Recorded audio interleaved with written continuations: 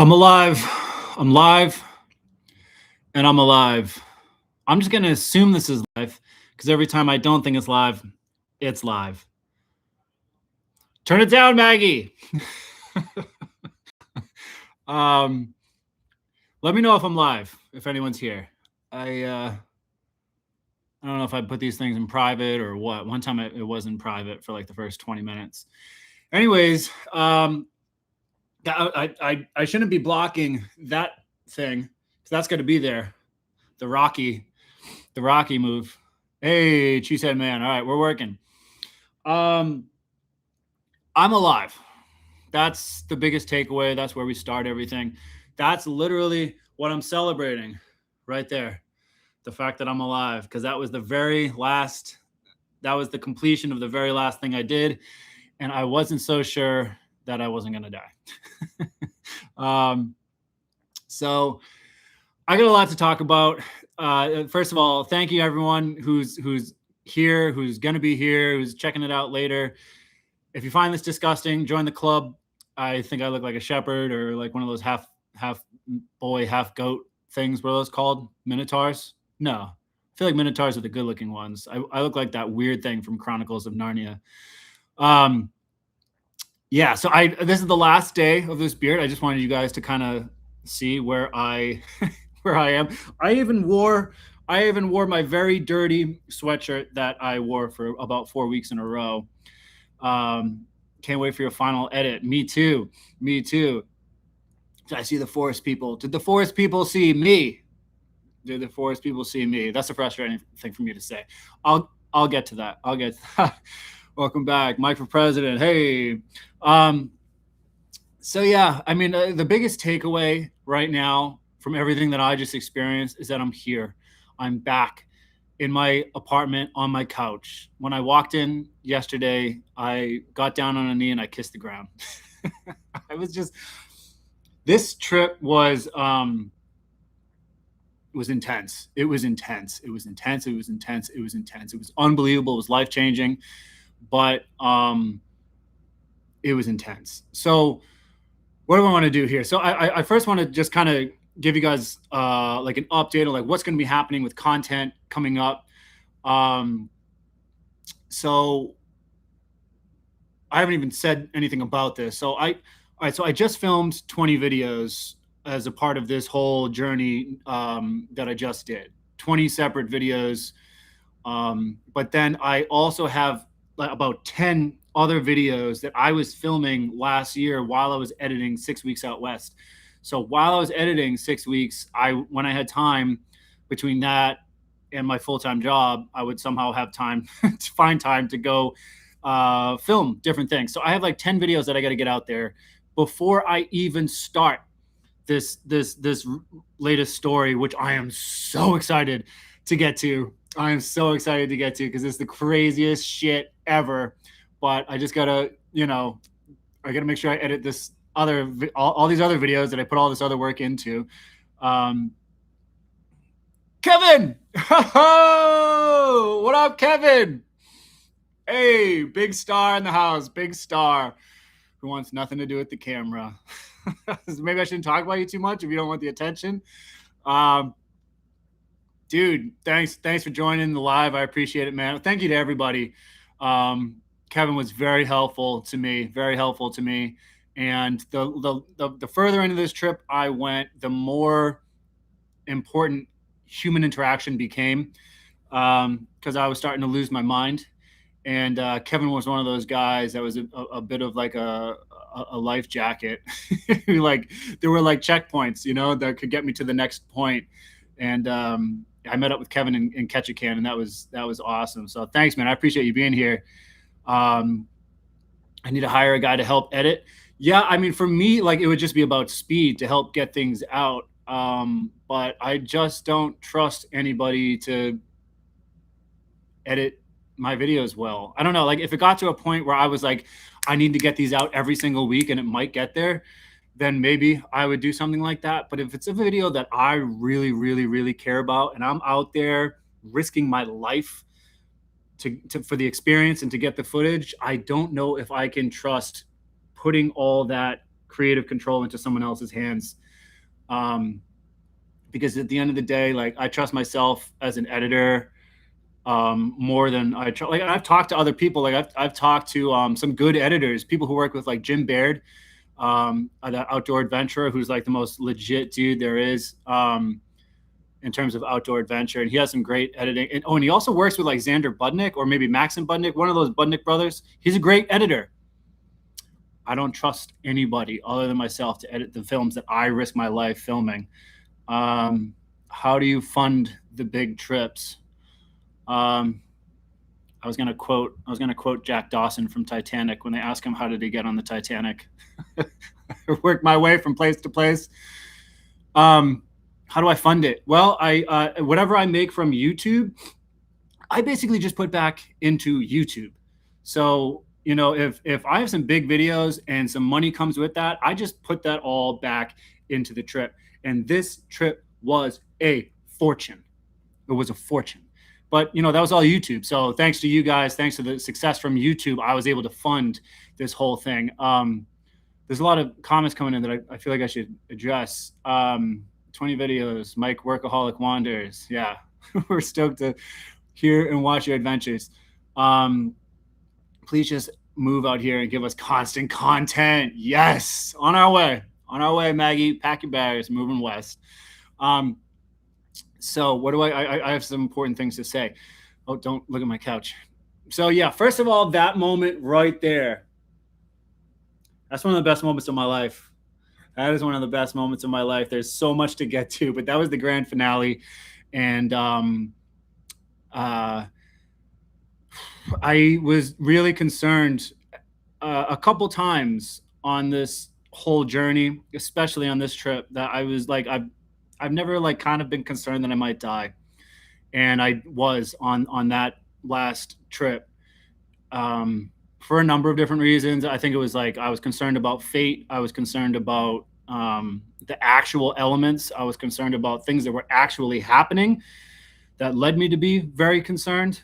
And I was like, oh my God, I'm right at the very end. Like, it would be fate. It would be just, I could see the headline, you know, guy, you know, dies 3 days before he returns home. So that was like overwhelming me.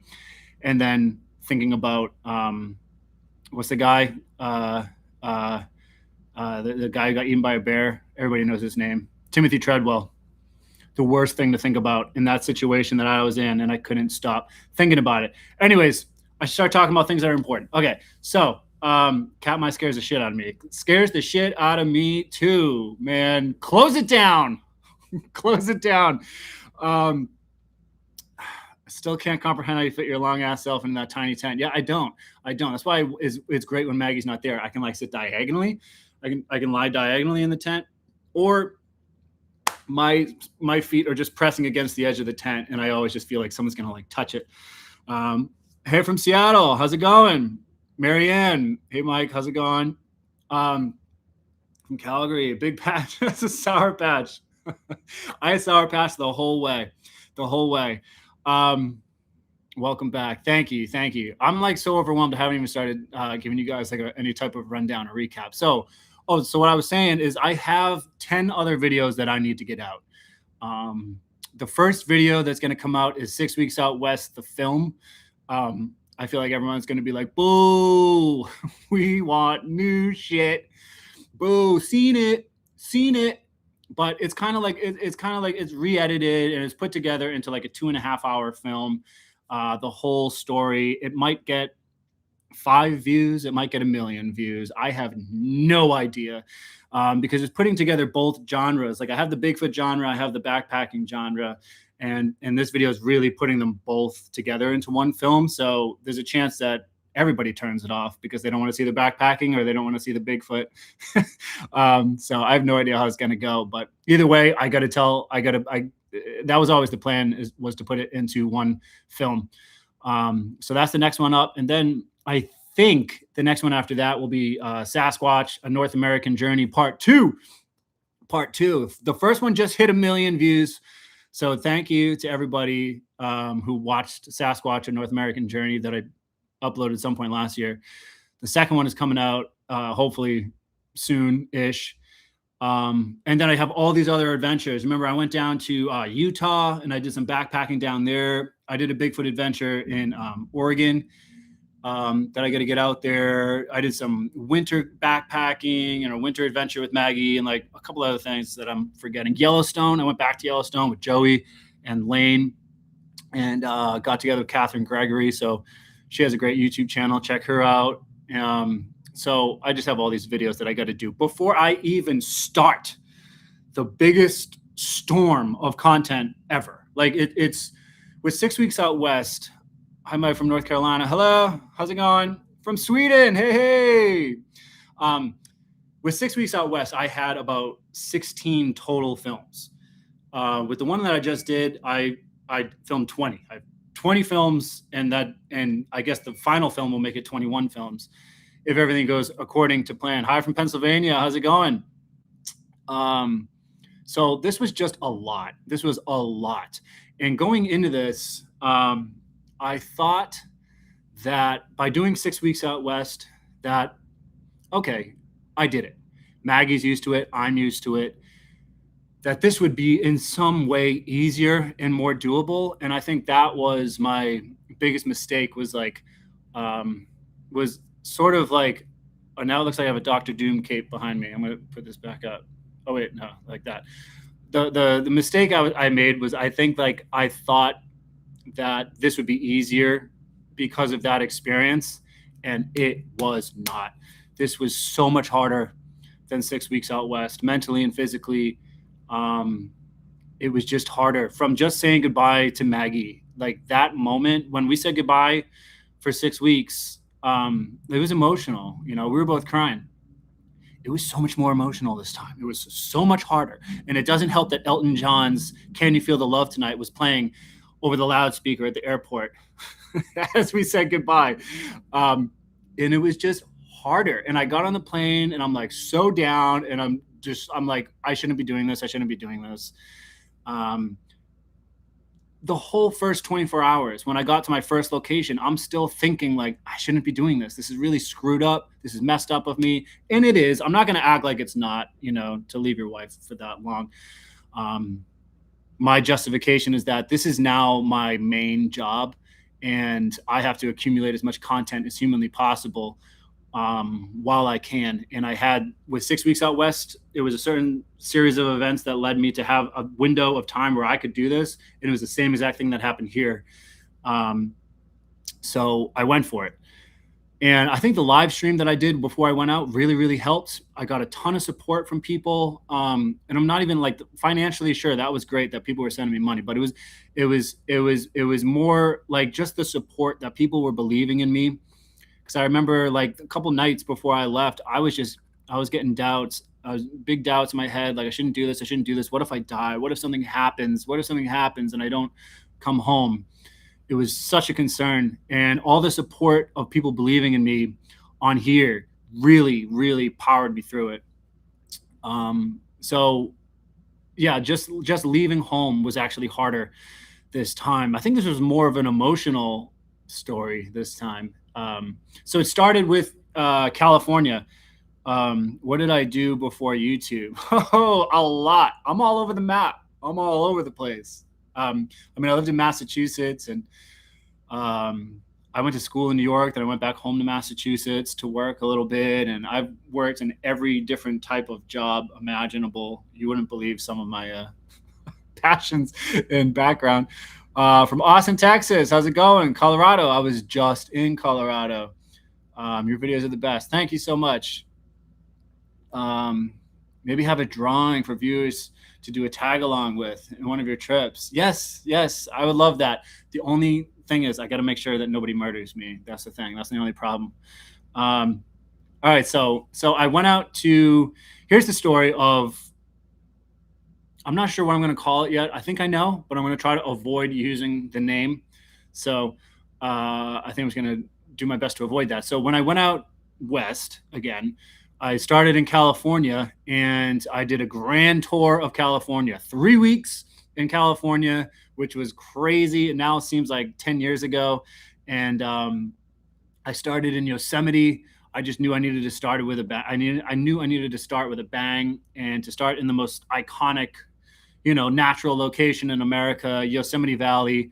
And after that, I did Sequoia National Park. So I saw the big sequoia trees again. And then I backpacked 5 days in the high Sierras, in Kings Canyon National Park. And that was incredible, super dramatic scenery.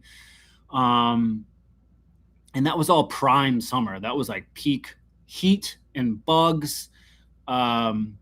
And then after that, I'm kind of just going quick, and then I'll go back and I'll talk about everything. And then I have 100 questions too, and I'll answer some of these too. After that, I then passed through San Francisco, Golden Gate Bridge, and went up to the Redwoods. And I spent a lot of time in the Redwoods. So I have a lot of videos. I have 4 backpacking in total, the whole thing. I have 4 total backpacking films, and then I have like 1 kind of special film about bears, grizzlies, and then I have 5 Bigfoot films that I filmed, and then like 10 episodes. So like I'm filming all these episodes in between, and me going here, going there, and so it was a lot. So anyways, after I backpacked the Sierras, and then went up to the Redwoods, made an episode in the Redwoods, and then I backpacked the Lost Coast of Northern California, which was sick. It was a 4-day trip along the coast of California. It was just awesome, and you're dealing with tides and everything. Is that the Way Outdoors? Woo! AKA Hike with Mike. Next time you're out of Western Colorado, Utah Canyon Country, hit me up. I'd love to join you on a trip. We can get Joey to come along. We can't get Joey to come along. Nobody can get Joey to do anything. You and I can do it. And we can woo him. We have to create a product that woos Joey, that pulls him in, just like trapping a Sasquatch. You gotta make yourself appealing in some way, because it's hard. It's hard. You never know. Joey's 90% of the time he's out in the wilderness, and very rarely does he have a cell phone, and usually that cell phone gets destroyed shortly after having it. But yeah, dude, I'm so down. Everybody check out The Way Outdoors, who just commented on here. Awesome backpacker, legit dude. Yeah, man, I love your stuff. And that glacier video you made was awesome. With your friends, I think you like lost your SD card or something like that. Somebody found your SD card later and like mailed it to you. Crazy story. Anyways, all right, so what did I do after? So then I backpacked the Lost Coast. Lost Coast was awesome. After the Lost Coast, I like immersed myself in like the best of the redwoods. Jedediah Smith redwoods, Prairie Creek redwoods, incredible. Hey Mike, I think I am late. Tori in Oregon, what up? You have a question that I got to answer. Yay, new videos. I've worn out your old videos. Thank you. I appreciate that. The redwoods, and then I made a Sasquatch of the redwoods video. So the first Bigfoot video is like a redwoods Bigfoot thing, but it kind of teeters on Bluff Creek. It's like because I was on the other side of the Go Road, because the Go Road is cut off, so you can't go all the way to Bluff Creek from the north, or vice versa. They didn't finish the road because the tribe wouldn't let them. So I kind of did it like a Bigfoot in 6 Rivers National Forest / redwoods, and part of that was alone, and part of that I actually linked up with a guy who works for the 6 Rivers National Forest Ranger District. I connected with him somehow randomly, and he took me to a place where he told me that he had seen a Sasquatch. So we like kind of backpacked in there and spent the night. And then after that, I went to Mount Shasta, and then I made an Alone on Mount Shasta video, which is just a weird ass place. You don't know what might happen. You just got to hope that none of that stuff is true, right? The thousands of stories that come out of there. Your voice was cracking, now gone. Am I gone? Hopefully not. Hey, Mike, what was your favorite part about Banff and Jasper? Favorite part about Banff and Jasper? Can I be honest? And I told the most hardcore backpackers this, Joey, Coconato, Lane Comfort. I told these people, guys, you're going to hate what I'm about to say. I love front country camping. I'm a campground guy. I love campgrounds. Like, listen, I love to be way out in the middle of nowhere, all alone, and there's grizzlies or there's Sasquatch, and it's like super intense, super terrifying, super gorgeous, beautiful moments out there, way out in the wilderness. But I also love a campground. I love just a good campground. And one of my favorite parts about the Banff experience was just in a Banff front country campground with a fire, and you can pull your car up, you got beer, you don't have to worry about having crappy food and supplies because you can't pack it all in. You just got it in your car. So that was great. But backpacking Banff was a dream come true. Um, I That was a whole thing. That was a whole thing. I did indeed lose my SD card and got it back months later in the mail. Dude, by then I already would have run away. I already would have put a stick over my shoulder like Huckleberry Finn. You see that guy who runs away all the time? And I would have run away and said, goodbye, cruel world, if I lost my SD card after filming all that stuff. That is a true miracle that somebody mailed it to you. I grew up going to campgrounds. Yeah, same. That's the other thing. Is like I grew up with my family taking me to campgrounds and like just the ambiance of like music echoing through the forest and seeing like my parents and my uncles walking around. They're wearing plaid and they're making fun of each other, drinking beer. And me and my brother are running around and everybody else got their campfires in the distance. There's a whole vibe to it that I actually do love campgrounds. But I also obviously love getting way the hell out there. So, what was the last thing? I did Alone on Mount Shasta, and that wrapped up my 3 weeks in California. Went back down to San Francisco, then flew out to the Canadian Rockies. Was there a familiar uneasiness when doing any night hikes, like in Blue Mountains or Ape Island this time around? There was one time where it it hit me. And it was weird because it was during the day.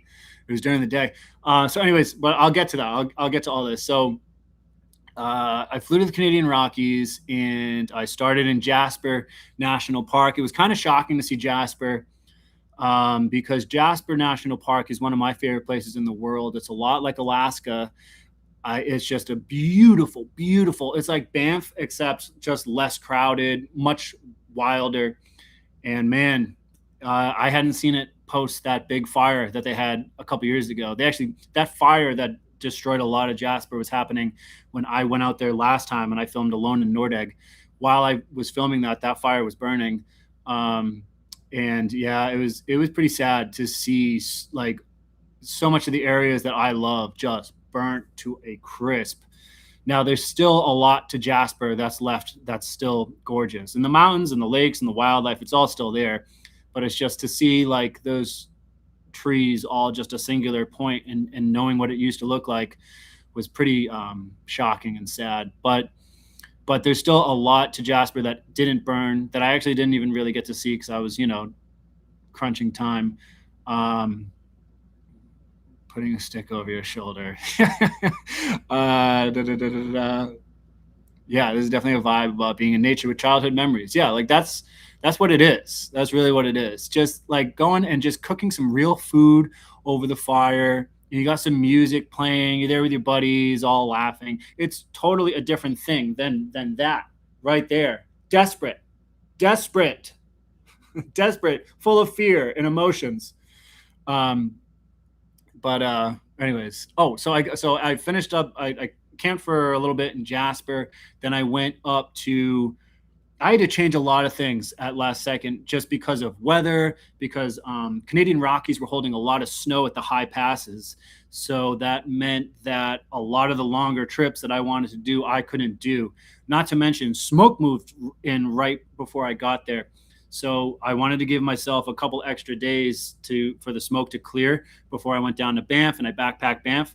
To give myself a couple extra days, I went out to Nordegg because we don't need smoke. We don't care if there's smoke. Like Bigfoot doesn't care if there's smoke. So I went out to Nordegg and I filmed Alone in Nordegg 2. I think that's what it'll be called. And I went up to the Alberta habituation site, or the Nordegg habituation site, whatever they call it.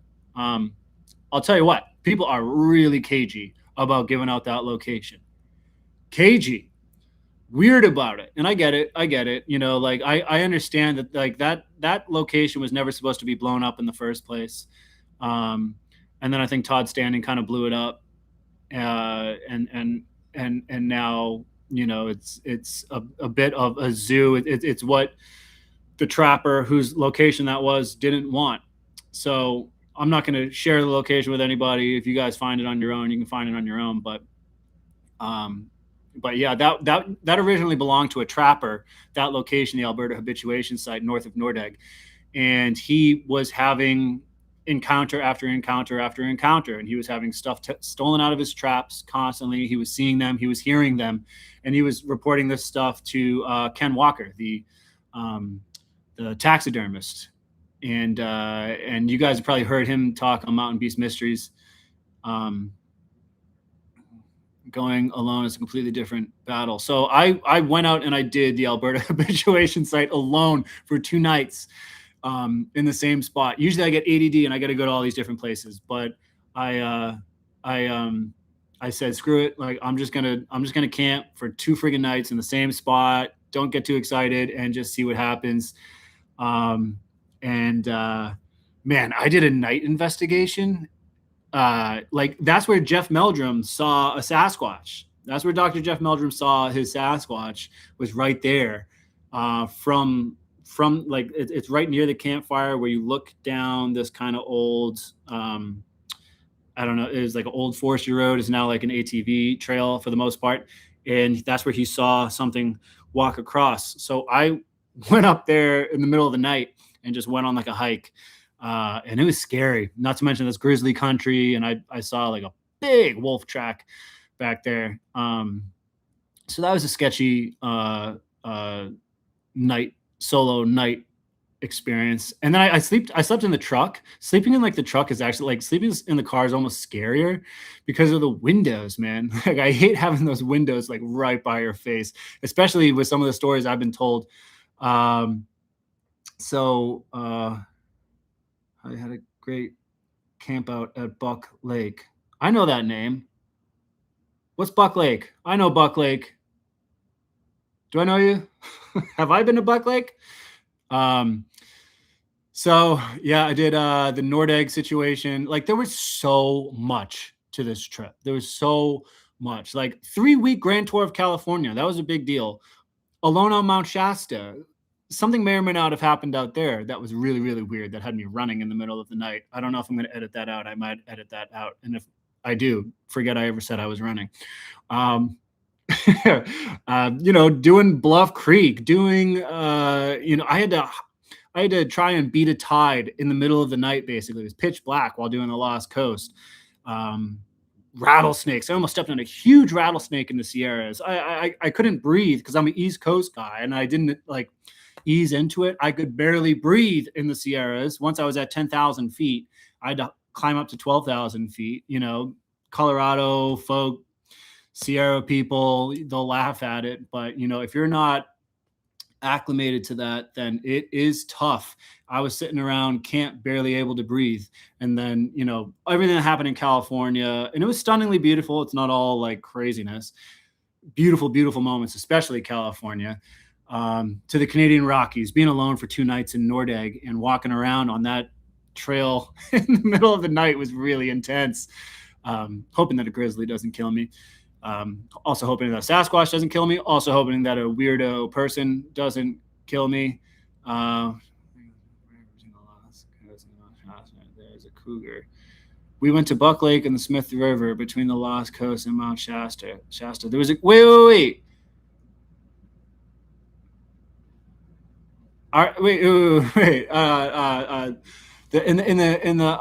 The redwoods, like the 6 Rivers area, was that Buck Lake? Huh? Was that Buck Lake? I gotta find out who I'm talking to here.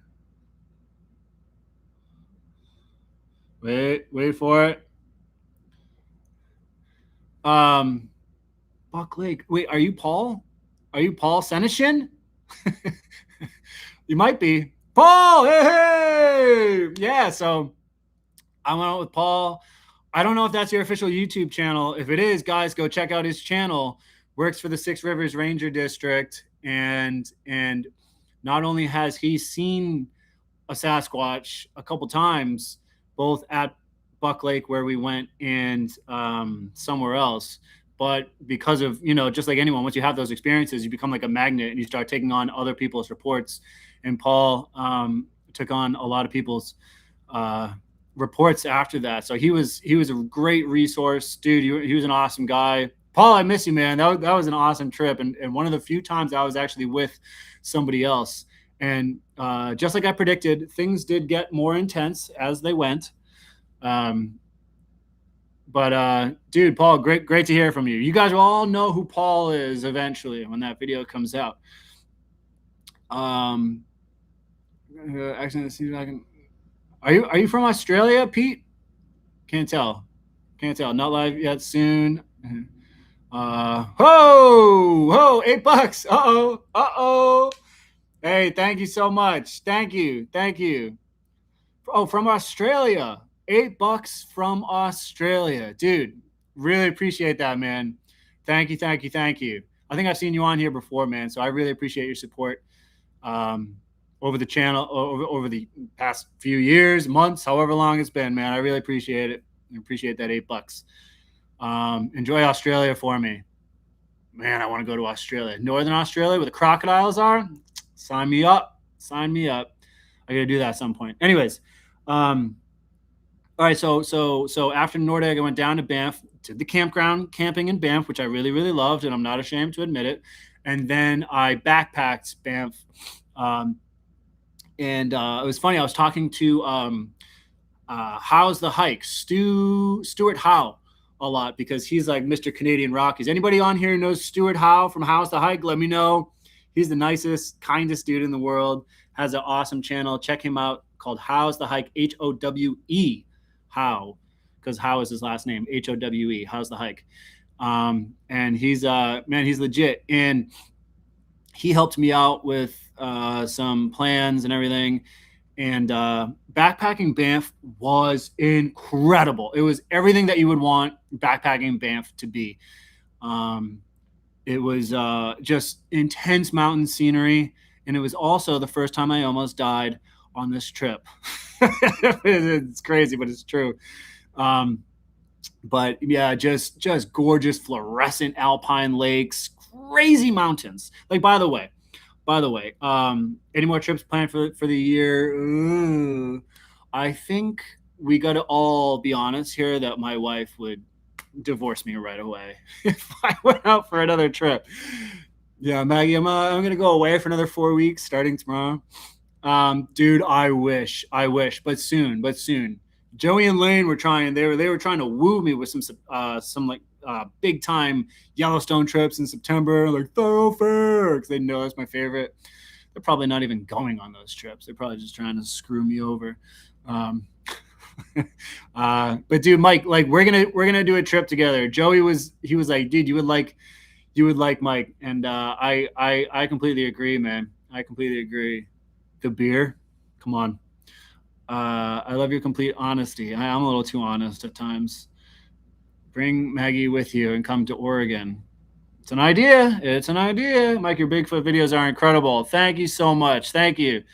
When are the videos coming out? So some older videos have to come out first before I get to all this new content. So I filmed 10 videos last year while I was editing 6 Weeks Out West that are going to come out within the next few months.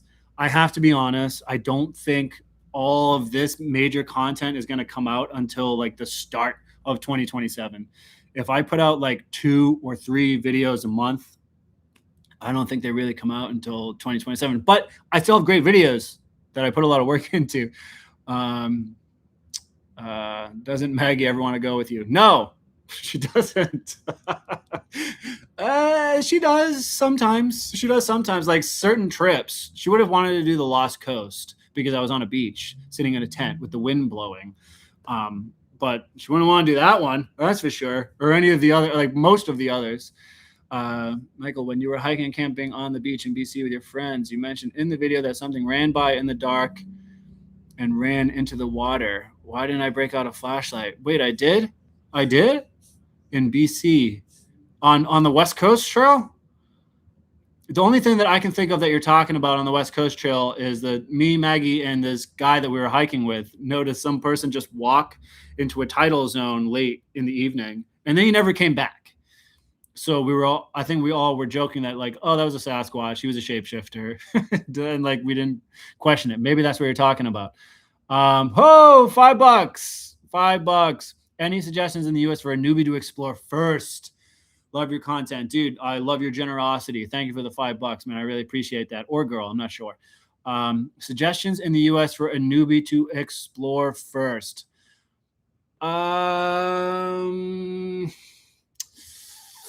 The Sierras. Don't start with Grizzlies. Don't start with Grizzlies. So I would say like certain trips in the Sierras. The Sierras themselves can be really, really tough. And just like any other mountain range wilderness area, they claim lives constantly. But if you do like something kind of straightforward with Yosemite, not only is it doable, but it's also like intense, awesome scenery.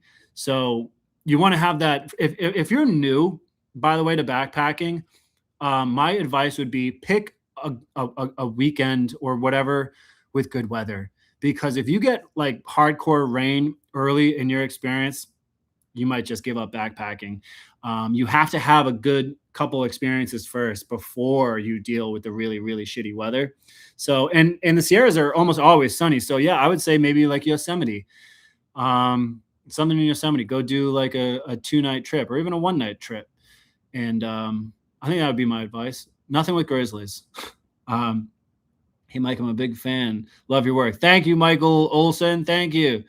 Tag Maggie along for a Bigfoot trip. I don't know.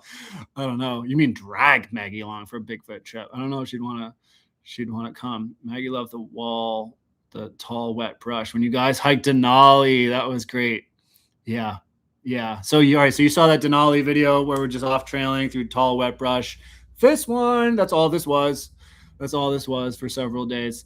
Okay, hold on.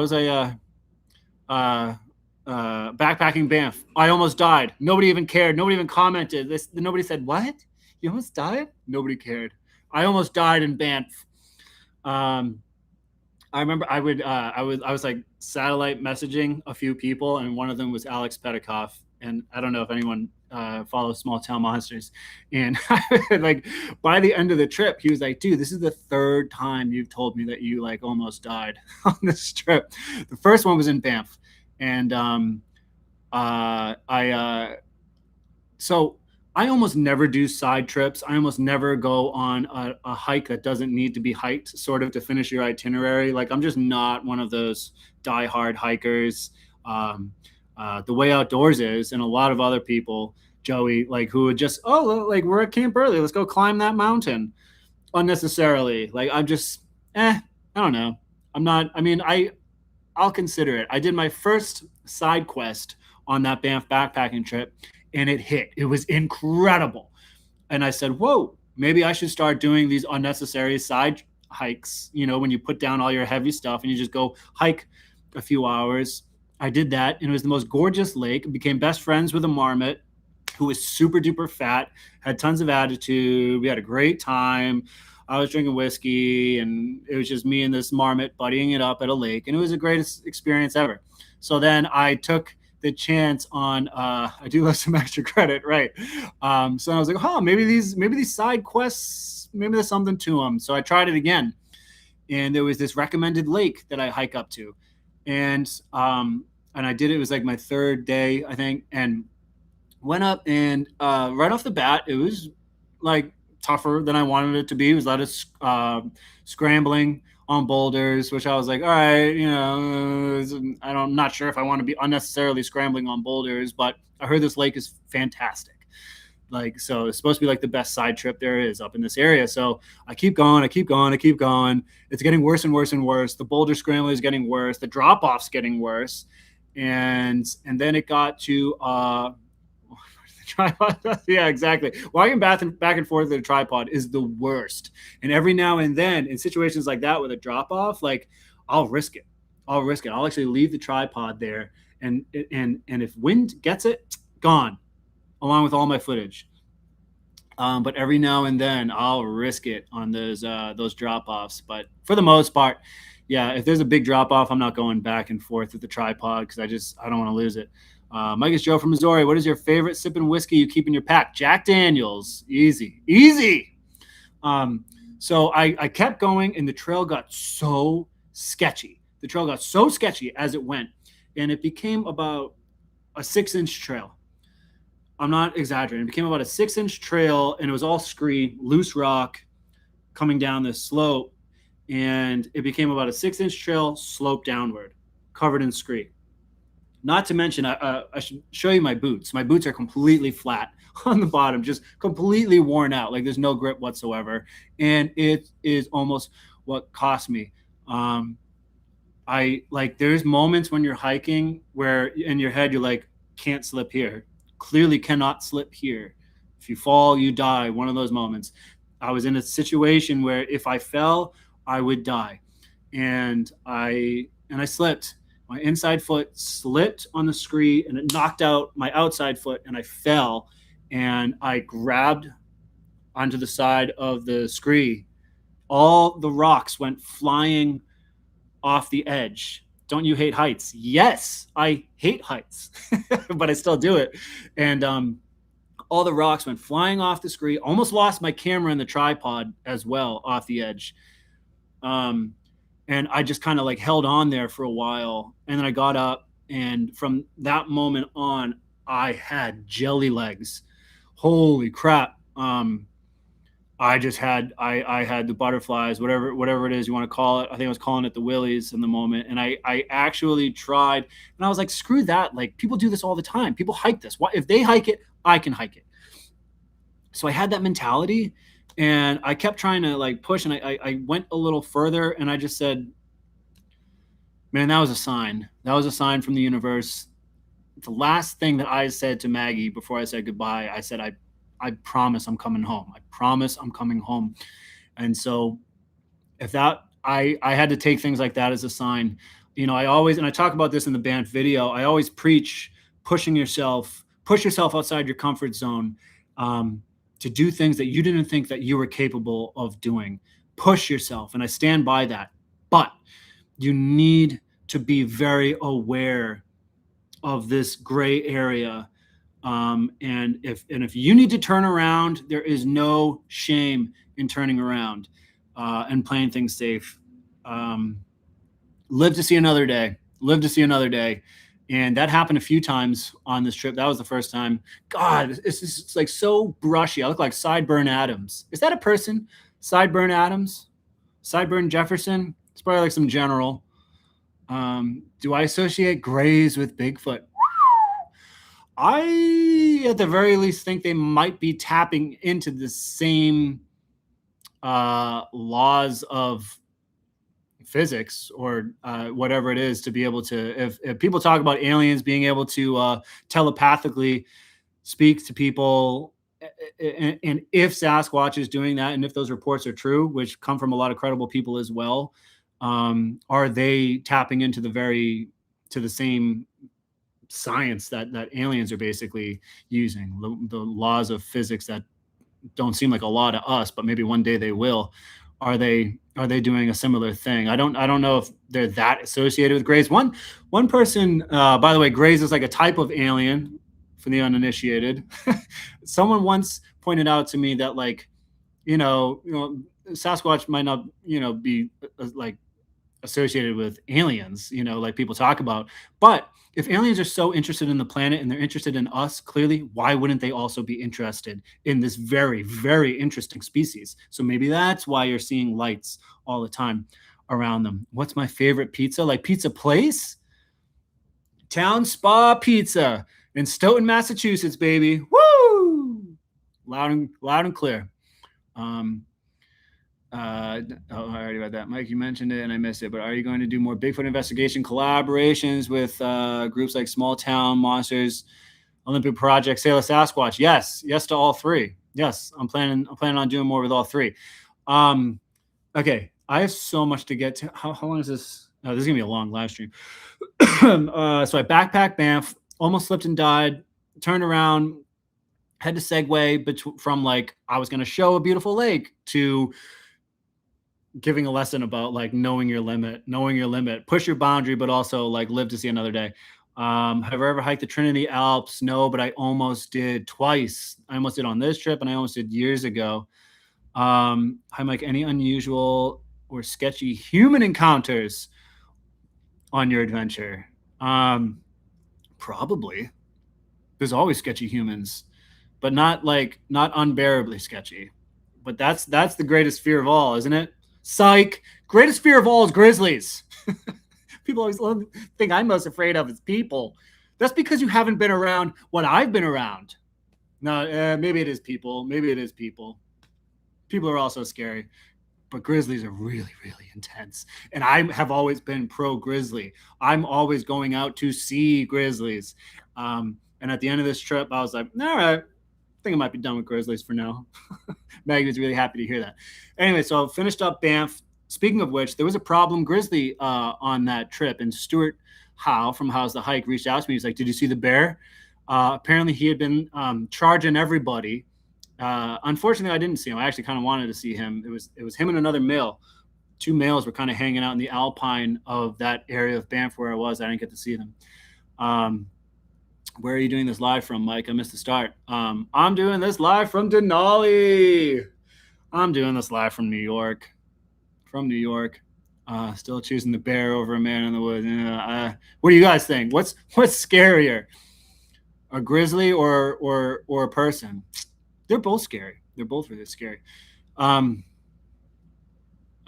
can't believe Joey is a Yankees fan. I know. And you know he's nervous right now. You know he's sweating because the Red Sox are coming on strong. They're coming on strong, and the Yankees are collapsing. Woo! All right, I got to stay focused. So I backpacked Banff. I was done with that, and then that's when things became intense. I should have known saving Alaska for the final 3 weeks of this trip. Like it was going to Alaska after everything I had already been through was brutal, just in terms of like emotionally and physically, because I was running out of juice. Because every single day I was trying to jam pack it with stuff. Like I wasn't taking any days off. There was no 0 day. Even if I had a hotel once a week in between trips, like the moments in that hotel are like charging absolutely everything, exporting all the footage that I possibly can, and desperately trying to figure out the logistics for the next trip to make sure that I don't screw up and end up in a life-threatening situation. Those logistics would be incredibly important. I'd always be at my most stressed the one night I was in a hotel, because that's when I was responsible for figuring out the logistics for the next couple of trips I was doing. And then you're trying to shower, do all this stuff, and then like I could barely even sleep. Missing the Jays game for this. Hey, appreciate you, man. Appreciate you. Yeah, I am back with Maggie. It's all done, and I'm back with Maggie. Thank God, I survived. So, what else? All right. So Alaska. That is when we all just poured gasoline on the fire, and everything every day was so intense. Because like last time was 6 weeks out west, I closed with Sasquatch. I knew with this one I was going to close with the most intense possible like backpacking and wildlife experiences I could have. So because I wanted to switch it up, so I was planning that at the end. So like my final Bigfoot videos would be Southeast Alaska, and that's what I started with. So I flew into Ketchikan, and it was like the most intense shit ever every single day. Because I knew that like these were my final Bigfoot videos for a while. Like let's fucking send it. Oh shit. Shoot.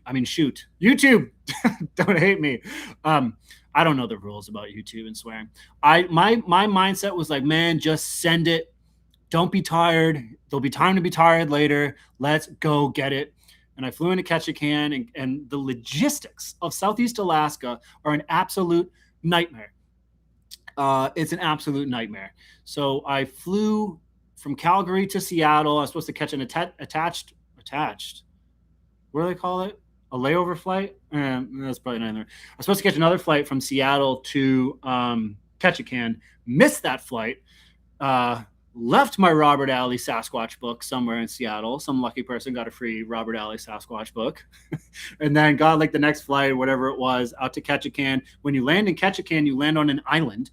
And then there's just like one terminal. There's one little building. Uh, and you're on an island, and then you have to catch a ferry, and then you get on the ferry from the airport to Ketchikan. But just returning to Ketchikan was like the biggest deal for me. I hadn't been there since 2003 when I went there, just like the rest of the world, on a cruise ship through the Inside Passage, and had an amazing life experience, memory with my family, my mom and dad and my brother. We all, experienced the Ketchikan touristy thing that everybody kind of does on those cruise ships.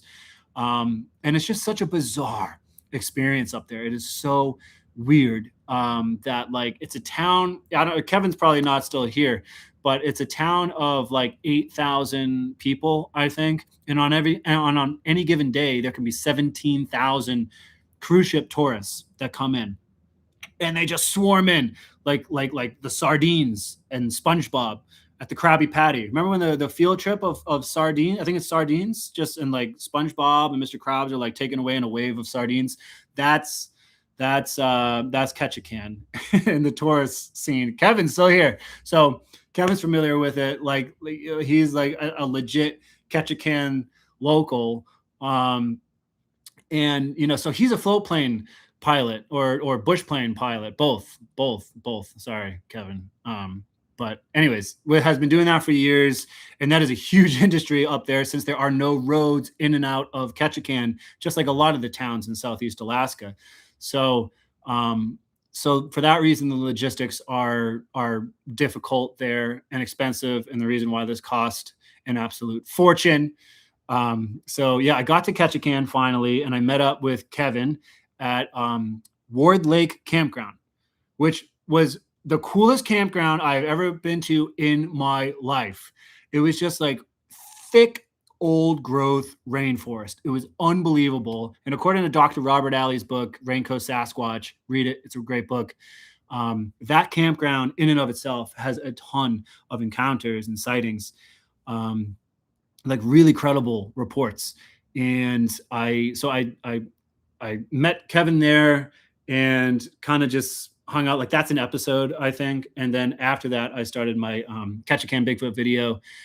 He and I explored like the forestry roads in back of Ketchikan on Ravilla Island, which is where Ketchikan is, and just went way back. It was awesome just going back there. And then he took off. So I spent a night alone out there, which was awesome. Did you consult any local indigenous tribes for advice or info? Yeah, I did. I'm going to get to that. That's a good question.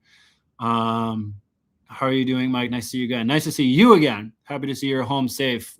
I'm happy to see that I'm home safe, but thank you for the support. We should talk sometime about the what river? Lots of Sasquatch. I believe you. Speaking of which, oh wait, no, this isn't Jack Daniels. What is this? Johnny Walker. Yeah. See, when you're backpacking, you have to like ration everything. You got to think about that when you're front country camping. You can have as much food, beer, whiskey, whatever it is that you want. Well, not really. All right, so Ketchikan. All right, so the first night we went on these forestry roads. I was out there all alone after Kevin left. We hung out for a while. Before Kevin left, it was a funny story. This like police officer pulls in, and Kevin's like, "Oh, we're in trouble," because like we're not sure if we're supposed to be camping there, because a lot of Alaska, just like a lot of these other places, put the green down. Don't look at that. A lot of these places are like they border tribal land, and so Lane Comfort, don't distract me, Lane. I'm finally making progress telling stories. Lane in the house. Woo! Where you been? Where have you been, Lane? Guess what? Joey dusted me. He left me in the dust on this trip. That's all right. Did it all alone, baby. Did it all alone. Lane, how's Glacier? You still guiding Glacier? Like yeah, because it's still August, right? So you must still be up there. Um, Send me some bullet ride infiltrators. My friend Dom calls it mandatory on every trip. Plus 3 to 4 craft beers. Man, that's weight. That's weight. That's what I was talking about with I think Joey and Lane. Was I like, why do I bring whiskey? Well, out there, you're looking for the highest alcohol content possible, and that comes in the form of whiskey, not so much beer. And the beer's weight, and that beer will explode. That beer will explode, but not always. I mean, I do bring a beer. I don't know about 3 or 4. Credit to you. Anyways, so this police officer, that's what I was saying, pulls in, and we think we're in trouble. And he was a wildlife officer, something like that. We weren't in trouble, and he ends up talking to us for a while. And I asked him, "Have you ever experienced anything strange? Have you ever received any strange reports out here?" and and the only thing that he said to me was that, like, he's heard some sounds out in these forests and these mountains that do not fit the known catalog of wild animals. And he's a wildlife officer. He knows, what sounds make what.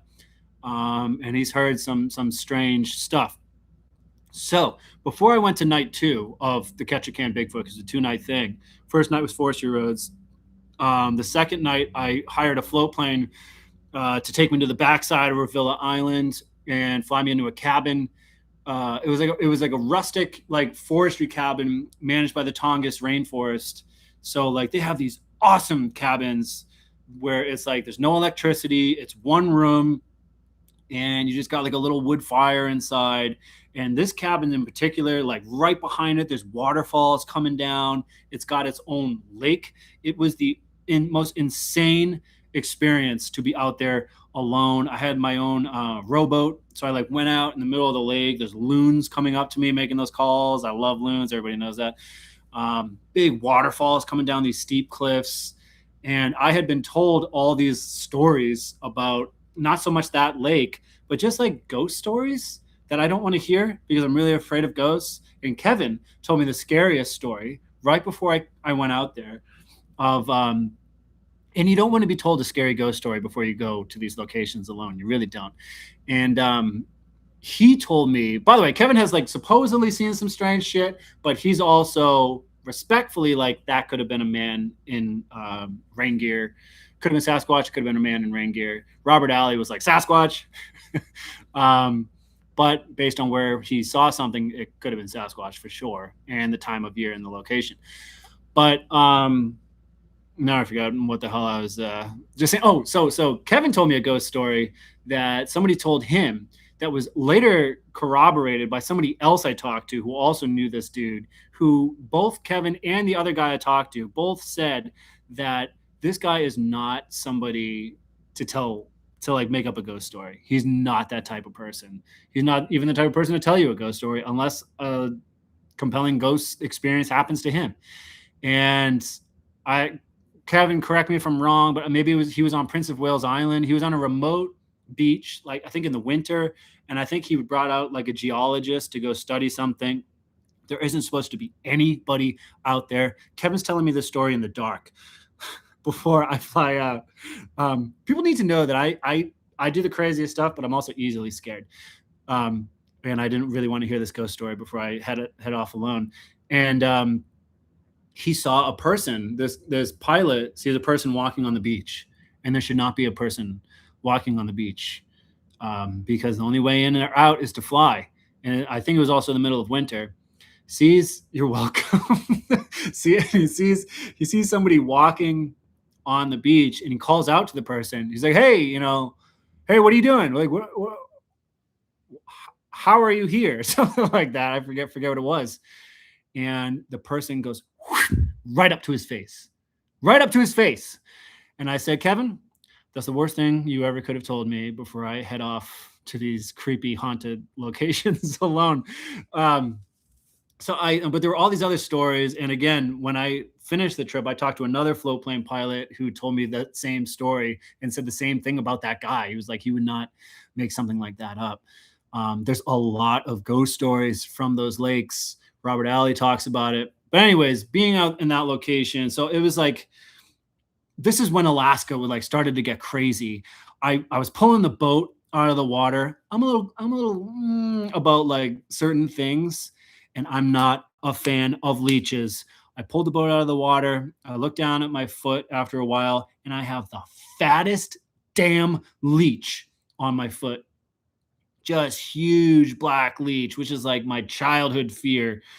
Um, this is a disgusting story, so I'm so sorry to everybody. But uh, I didn't even like hesitate, just like immediately gave it a strong flick, flicked it off, and my foot just started gushing blood. What's that Dumb and Dumber thing when he starts like gagging when he finds out that Mary Swanson is like married or something? Oh no, Mary Swanson is dating Jeff Daniels, his friend. Starts gagging. That was my reaction. All right, let me read some of these. What's your thoughts on Portlock, Vancouver Island? So Portlock is in Alaska, not Vancouver Island.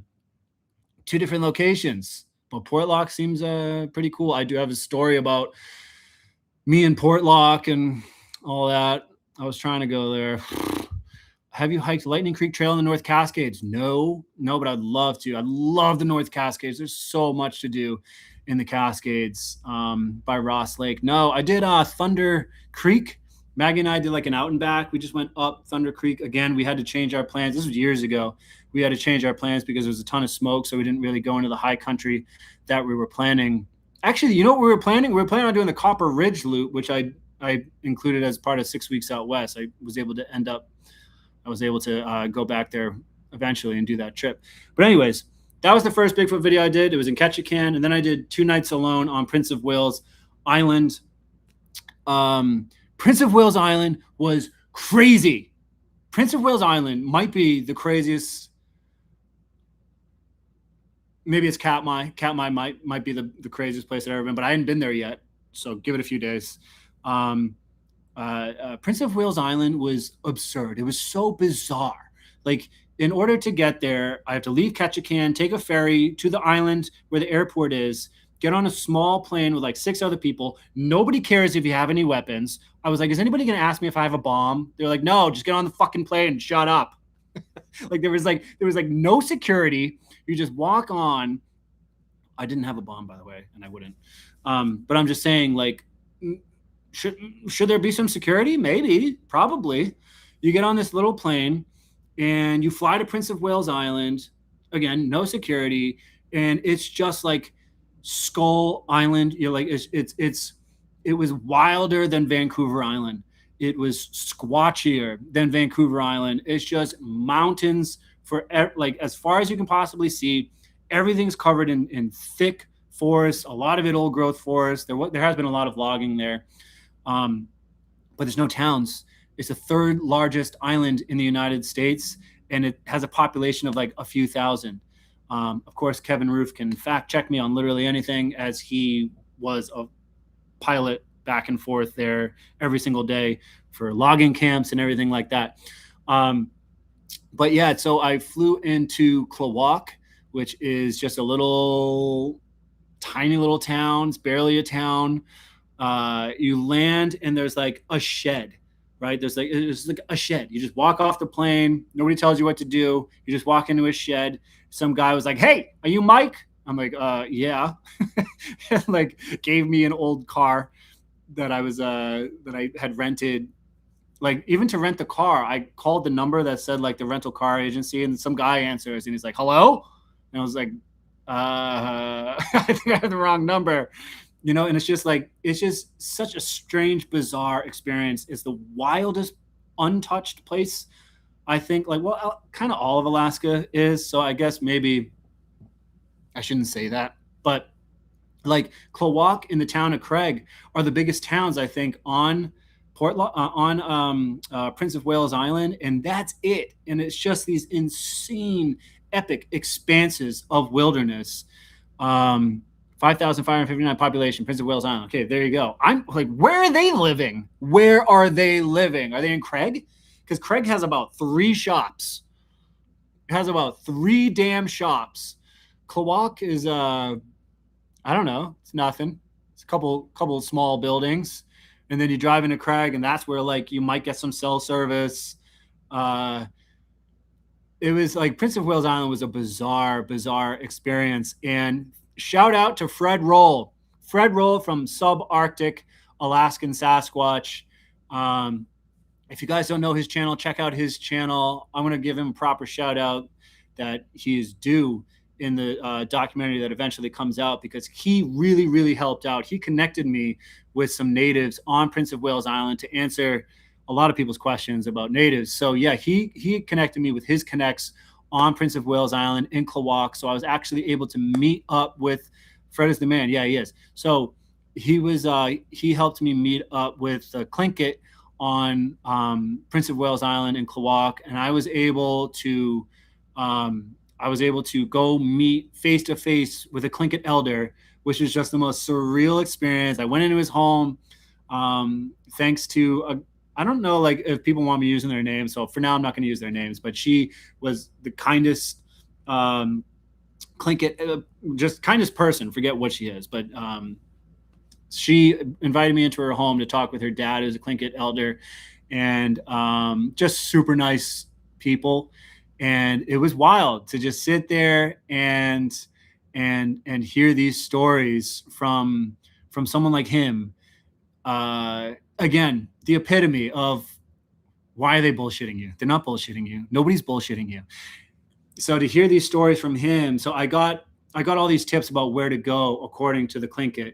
And all thanks to Fred Roll, Subarctic Alaskan Sasquatch. Check out his channel.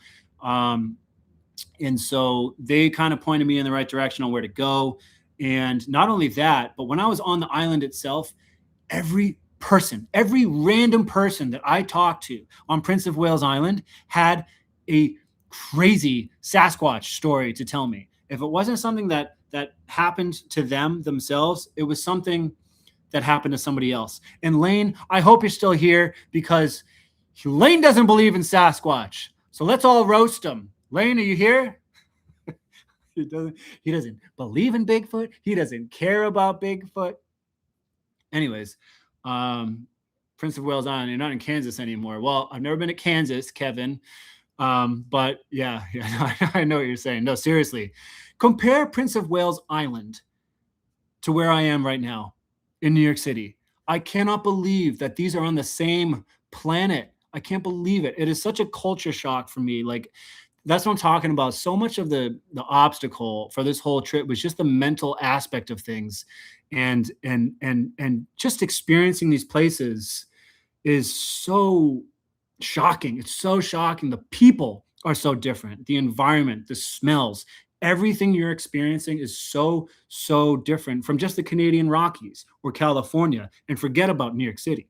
So to be on Prince of Wales Island on the reservation, talking to a Tlingit elder, telling me all these stories, me having these plans to like go to certain places and being told, oh, don't go there. That's where the witches are. Like, first of all, I hear that and I'm like, done, not going to go there. No questions asked. But the sketchy thing about Prince of Wales Island, one of the sketchy things is that a ton of people go missing on Prince of Wales Island. A ton of people go missing. In fact, that elder was telling me that 3 elder hunters went out all together on a hunt, and they all vanished without a trace. Never found, no sign of them ever found. And people constantly go missing up there. And I was kind of freaked out, because they were like, you know, are you sure you want to do this? Are you sure you want to do this? So many people go missing. I did do it. Spoiler alert. Hello, Mike in chat. Bonita. Hey, is it your birthday? Is it your birthday, Bonita Wilcox? I think it's your birthday. Happy birthday. Happy birthday. I think it's your birthday, August 25th. I saw that comment. Do I believe in Dogman? I don't know. I don't love calling them Dogman, because I think that is a brand new thing invented by the internet. What I find more compelling are stories that have lasted for generations in a time where things weren't connected. So like right now, everybody's sharing the same information. So if you hear something from a big YouTube channel, 10 other YouTube channels start talking about the same thing. And then it keeps going. All these other people start regurgitating the same information. Next thing you know, we're all calling it dog man. I think maybe they used to be known as werewolves, right? Werewolves. I would assume that's the same thing. I don't know. What I do know is, here's what I know, which is an important reply to do I believe in the dog man? We have no idea what is going on in our universe and in our reality. Our five senses are not all there is. And there is infinitely more going on around us than our five senses allow for us to pick up on. And a lot of these tribes will tell you that there's a lot going on. There's a lot going on, and it's not just Sasquatch. It's not just Sasquatch. I was given some wheatgrass to burn because they were kind of like nervous about me spending the night alone. So I was like, great, if there's anything that helps me stay safe, I'm going to do it. So I was burning wheatgrass and doing the smoke. And because I was like, whatever helps me stay safe. When will we be getting more Sasquatch content? Soon, very soon. And then it's going to go on forever. So, Algonquin Tibbs from Ontario have spoken about the Skinwalker. Yeah. So the family I was talking to, the Tlingit natives, were telling me all kinds of scary stories. And I had to say, I'm going to choose not to believe that because I have to mentally spend the night out there.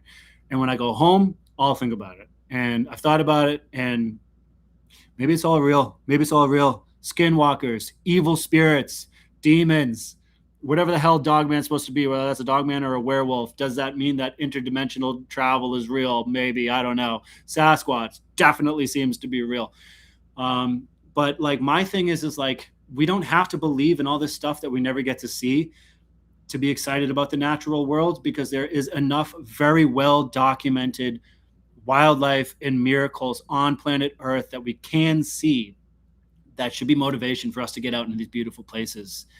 Look at Africa, the Serengeti Plain, those herds of animals, everything we have in North America, grizzlies and herds of bison, and everything you see down south. Like there's like the known world, the known reality is enough reason to get your ass out into the wild and experience things. And then on top of that, it seems like there also might be a whole lot more to our existence. 14 bucks. Thank you so much. Thank you. Bless you. You're going straight to heaven. You're going straight to heaven. Thank you so much. Really, I appreciate that. Thank you. You know, stuff like this really helps me do things like that. It really helps me. And I haven't even got to that, by the way, but thank you so much. I really appreciate that. Super generous, not generous. I love your adventures. Can't wait for more Bigfoot content. Me too. I can't wait to get that out too. All right. So Prince of Wales Island. So I got all these really scary stories, and then I went out, and somebody asked me if I've experienced that spooky feeling while hiking, like I did in the Blue Mountains, and I did. I went up into this area where I was kind of like told maybe check out, and night one I did forestry roads, and I just went on like a day hike. I got out of the car and I just started walking down like this small narrow path, and I got scared in the middle of the day, which is really weird. Like I know she was talking about witches, but it literally felt like there was a damn witch. Like I was scared. My hair was standing up. I had chills. It was like a narrow forestry road path that I was walking on, and I got scared. I've never felt that feeling during the day.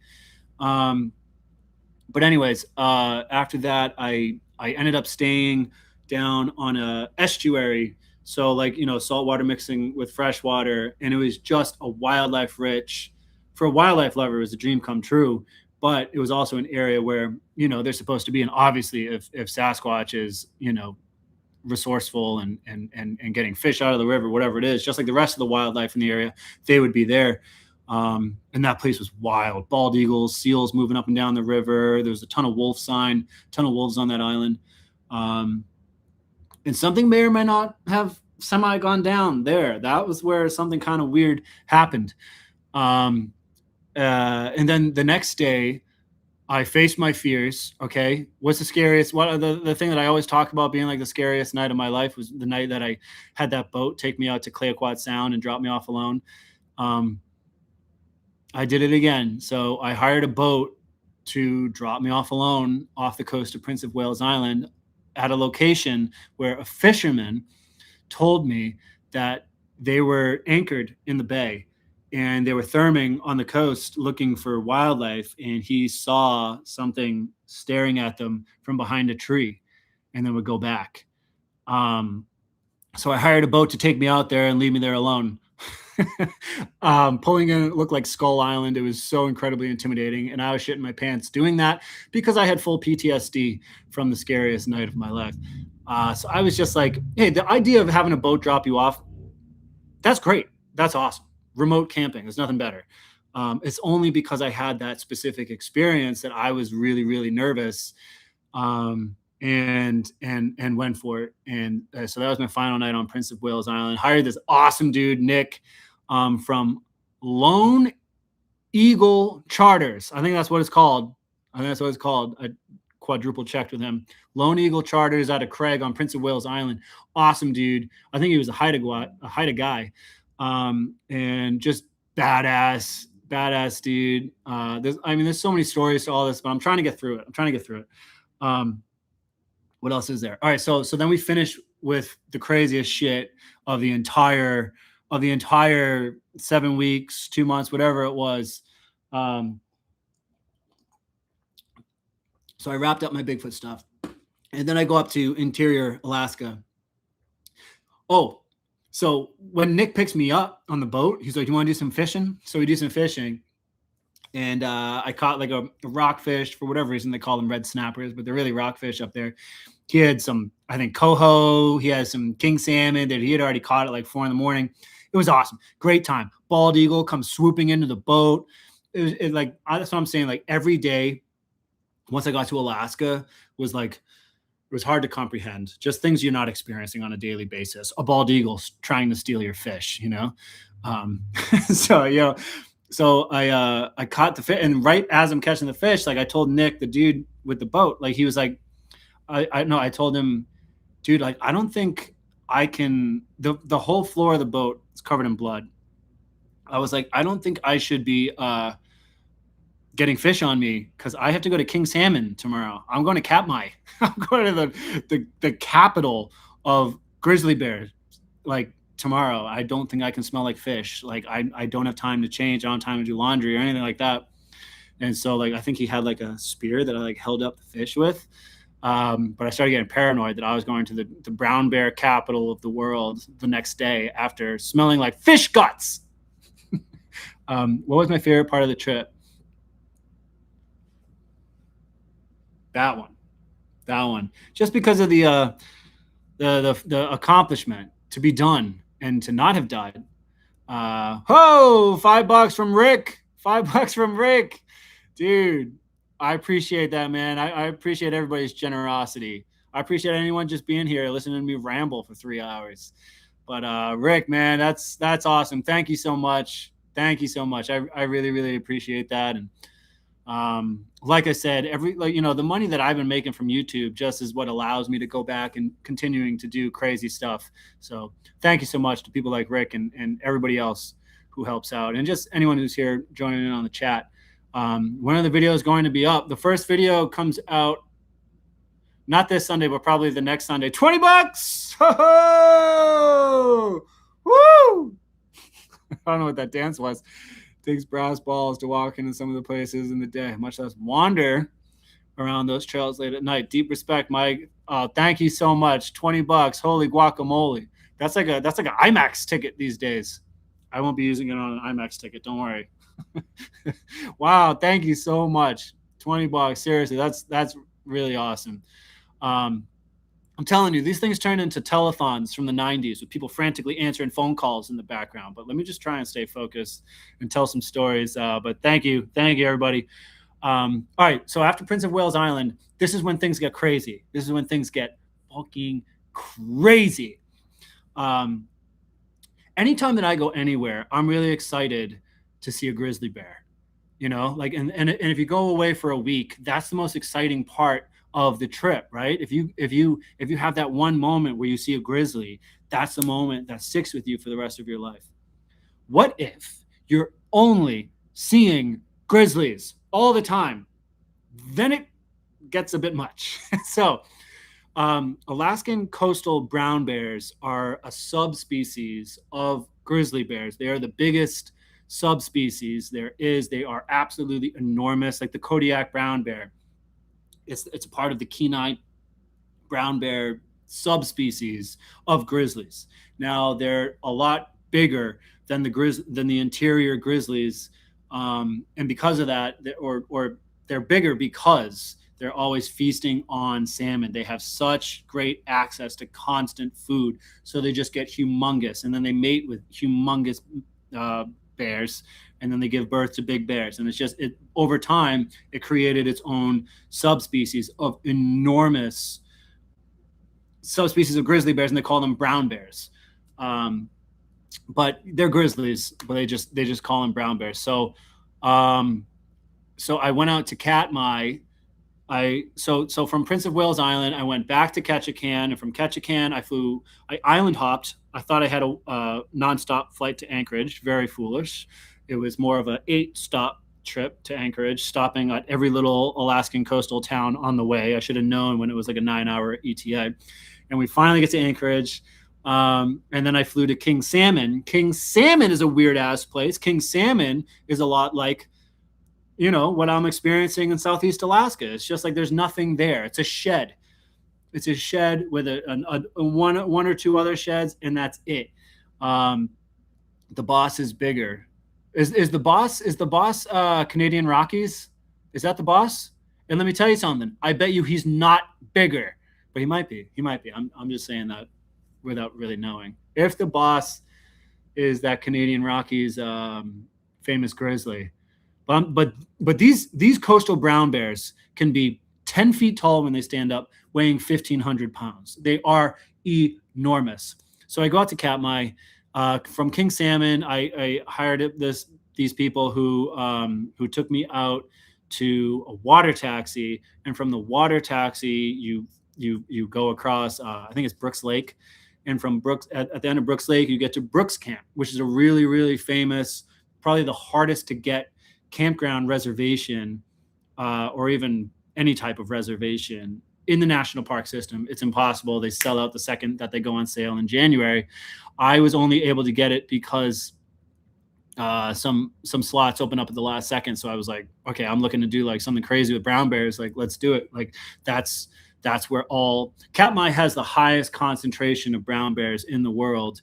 And they all gather around these salmon rivers to feed. And so I went out there and I camped behind an electric fence. So anyone who goes out there and camps out there, you have to camp in this area that's surrounded by an electric fence. Everything about this experience was full on Jurassic Park. And I like at the beginning of this experience, it was like the first half of Jurassic Park where everyone's going, oh, when they first see the dinosaurs and this beautiful music and it's wonderful. The second half of this experience was like the second half of Jurassic Park. And I left there basically being like Jeff Goldblum in Jurassic Park, being like, am I the only person seeing this? Am I the only person like aware that this is the most dangerous thing of all time? And just because it's working right now, like I don't want to blow up Brooks Camp. I really don't. It's an awesome experience. The first time that I took that boardwalk out to Brooks Falls and saw 10 massive brown bears all feeding on the waterfall, catching salmon midair, hearing them before you even see them. As you approach the falls, you're hearing like you're hearing these crazy sounds. It's just insane to see two males, fighting each other. It was the most overwhelming experience to the senses possible. And I saw that for a little bit. I was totally blown away. And then I had to leave because I couldn't like even fathom what I was experiencing. I needed to like just take a minute to like comprehend the fact that I just saw all this. Yeah, you probably do need. I probably did sign a waiver, to be honest. Doesn't matter. A rich enough kid gets taken by one of those brown bears, they'll get creative with their lawsuit. Trust me. Um, so I had to go back to my tent and kind of just like slow down and be like, hold on, did I just see 10 bears, all bigger? The smallest bear there, bigger than the biggest grizzly bear I've ever seen in my life. And to see 10 of them all at once, like it was just overwhelming kind of to the senses. And I'm not going to tell the full story.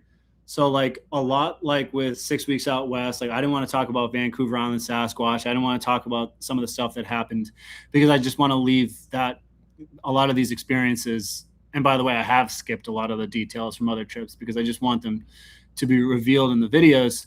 But hungry brown bears equal trouble. No kidding. No kidding. They're so well fed. They're habituated. When you get there, you do have to attend a mandatory bear briefing video, and they talk about all the rules and what you have to do, and you have to maintain 50 yards distance from every single bear. Never turn your back if a bear approaches you. Just back up. Never run from a bear.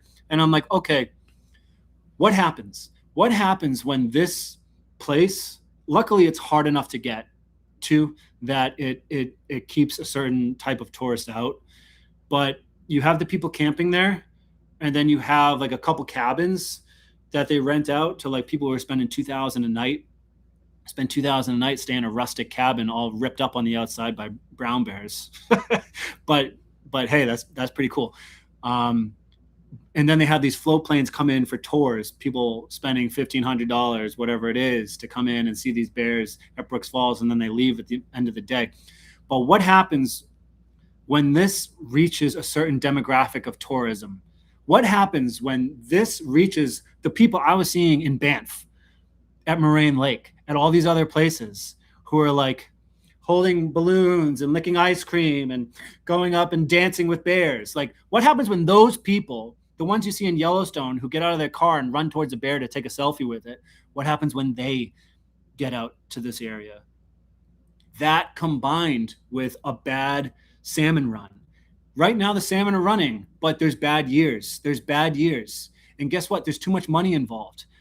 All these tours, everybody out at Katmai, their financial well-being, their livelihood, their families rely on these tourists and these tours going in there. So it's never like it's like Jurassic Park. Like there's money coming in, and I think they're just overlooking the danger. And it's been a long while since there's been a problem out at Katmai. There has been a problem at Brooks Camp. Everybody knows the story of Timothy Treadwell out on Kodiak. Like, and I said that to the Rangers. I said, this is okay until it's not okay, right? And they said, yeah. I was like, right. Because something is going to happen. What happens when a family comes out here and their kid just runs right in front of a bear? That's going to happen. It's going to happen. A kid is going to run right in front of a bear. Also, bears are individuals. Like, you don't know what they're experiencing on a day-to-day basis. A sow may have just lost her cub. She may have just lost both her cubs to a hungry male. And now she's furious and she's going to kill the next person she sees. Each bear is different. And especially if you get a bad salmon year and the bears are hungrier than usual, like when I was there, it wasn't a great salmon year, which led to some trouble, by the way. I'm not going to get into it because I want to save it for the video. But so anyways, I was walking around in Katmai alone on these trails and not near Brooks Falls after I'd gone to Brooks Falls, which blew my mind, where all the brown bears are hanging out catching salmon. But there's also bears everywhere, and you have to be on alert. Bears that are the size of an SUV. And I'm walking around, I'm talking to the camera, and I'm just like, I'm starting to be really reflective in my whole experience, talking about how overwhelming this is. And I'm starting to lose my ability to like mentally grasp the day-to-day experiences I'm having, from almost slipping into my death in Banff, but also having the most beautiful possible experiences out there, being alone at the Nordegg habituation site, coming out to catch a can and flying into a remote lake all alone, and being out in the middle of an Alaskan lake and having that whole experience to myself, or going out to Prince of Wales Island, meeting with the Tlingit, being warned about witches and evil spirits, and then dropped off on a boat all alone every single day was blowing me away. And now I'm in Katmai surrounded by 100 gigantic brown bears. And my brain literally went on strike. And full disclosure, I started to like tear up. I started to tear up, and I wasn't sad. I wasn't sad or anything like that, but I realized I had hit this wall, and it was at 6 weeks. That was now 6 weeks. So, and I had hit this moment of like, I'm just exhausted. I can't mentally comprehend everything that's happening every day. Everything is so different from the previous day, and it's equally mind blowing. And I started thinking about all these things. I literally start walking around. I have tears in my eyes because I'm just getting overwhelmed. And I'm talking about that. And I'm also saying like, you know, this isn't the time to slow down. This isn't the time to take a day off. Like push, baby. Like, you're out here right now. Like, let's get it. But at the same time, I'm overwhelmed. I had tears in my eyes, and I come around the corner, and that is when, like, from that moment on, the final 10 days of the trip, that's when shit hit the fan. Like, as I'm at my most overwhelmed, that is when everything became so intense, and I never stopped having documentary. I never stopped having grizzly encounters. Like, as I have tears in my eyes, I come around a corner, and there's a giant brown bear right there in the trail walking towards me alone. There's nobody else there, and she has a cub, and they're walking towards me, and I'm like, holy shit. And I just had to back up, even though they're like walking faster than I can back up. I even considered like turning as soon as I literally was so desperate. Like, I turned for a second, and I was like, no, just keep backing up. She had a cub, and then the cub was speeding up in front of her at times. And I'm like, oh my God. The feeling for a few minutes to be alone and just have a fully grown brown bear just walking towards you. I have crazy footage, by the way. Brown bear just walking towards you on the trail, claws bigger than my fingers, and you can see the claws, and she's just staring at me in the eyes. It's just heart pounding. It's heart pounding. And things only got crazier from there. I'm not going to tell you the rest of the story. But the brown bear, so I don't know. I spent a couple nights out there, and it was insane. It was insane to be surrounded by these gigantic grizzlies all the time. They run into camp. They run right by you. And, you know, supposedly because they're well fed, they won't bother you. Well, guess what? What happens when one's having a bad day? Or one hasn't been able to catch fish because there's not many fish, and only the biggest bears are getting all the fish. Something bad's going to happen. And something semi-bad almost happened to me. Of course. This place where the bears are so friendly and habituated, except for the one time Mike Wanders goes there. And something kind of happened, but I'm going to save that for the video. And that was intense, very, very intense, most intense moment of my life. I mean, up until that moment, the most intense moment of my life was having a brown bear walk right towards me on a trail, and I was totally at their mercy. Like, if this bear runs, I will say, if it was an interior grizzly, which are far more aggressive than the coastal brown bears, I would have been dead. The bear would have killed me. It would have absolutely charged. I would not be able to be that close to a sow with a cub. With an interior grizzly, that bear would have absolutely mauled me, because I was close. But she's still, like, it was freaking intense to be that close to an animal walking towards you. So yeah, it was really, really intense. So anyways, I left Katmai saying basically, Mr. Hammond, I've decided not to endorse your park. And I hope you guys get that reference from Jurassic Park. Like, I think this is a bad idea. This is wonderful. It's the most incredible visual experience I've ever had in my life. I get that. But oh my God, we're not in control. Right as I was leaving, a brown bear attacked a plane. It starts ripping apart the float of the float plane itself. And the rangers are like throwing sticks at it and yelling at it. Hey, bear, get out of here. The bear's like, screw you. Like, doesn't pay attention to them at all. Turns out it was the same problem bear that gave me a bit of a problem that you'll see in the video. So anyways, Katmai was crazy. crazy, crazy, crazy. So then I go to Denali. All right. So picture like at the end of 6 weeks out west, if you know, like I looked worked, right? Like I was worked. I was done when I finished that last Vancouver Island Sasquatch video. I was done physically. So picture me being at that point physically and mentally, and then doing about 10 days extra with every day featuring an intense grizzly encounter. That's why I was just like, I like this trip was so much harder because of Alaska. Alaska, it was like being at the end of your rope and stepping into the ring and seeing who you're fighting, and it's going to be Mike Tyson. You know, it's just like, yes, it was just, I was like, oh my God, I just don't have much right now. I don't have much. I don't have much left. And Katmai just delivered me a boom, boom, knocked me out. I found a way to get back onto my feet. And it's like somebody was like, oh, by the way, Mike, you're going to close things out in Denali with a solo backpacking trip into the heart of the wildest wilderness in North America. So that's what I did. So I went up to Denali after Katmai and closed things out there. And I did some campground camping there. Just so that was nice. Campground camping, looking for moose, greatest moose encounters of my life.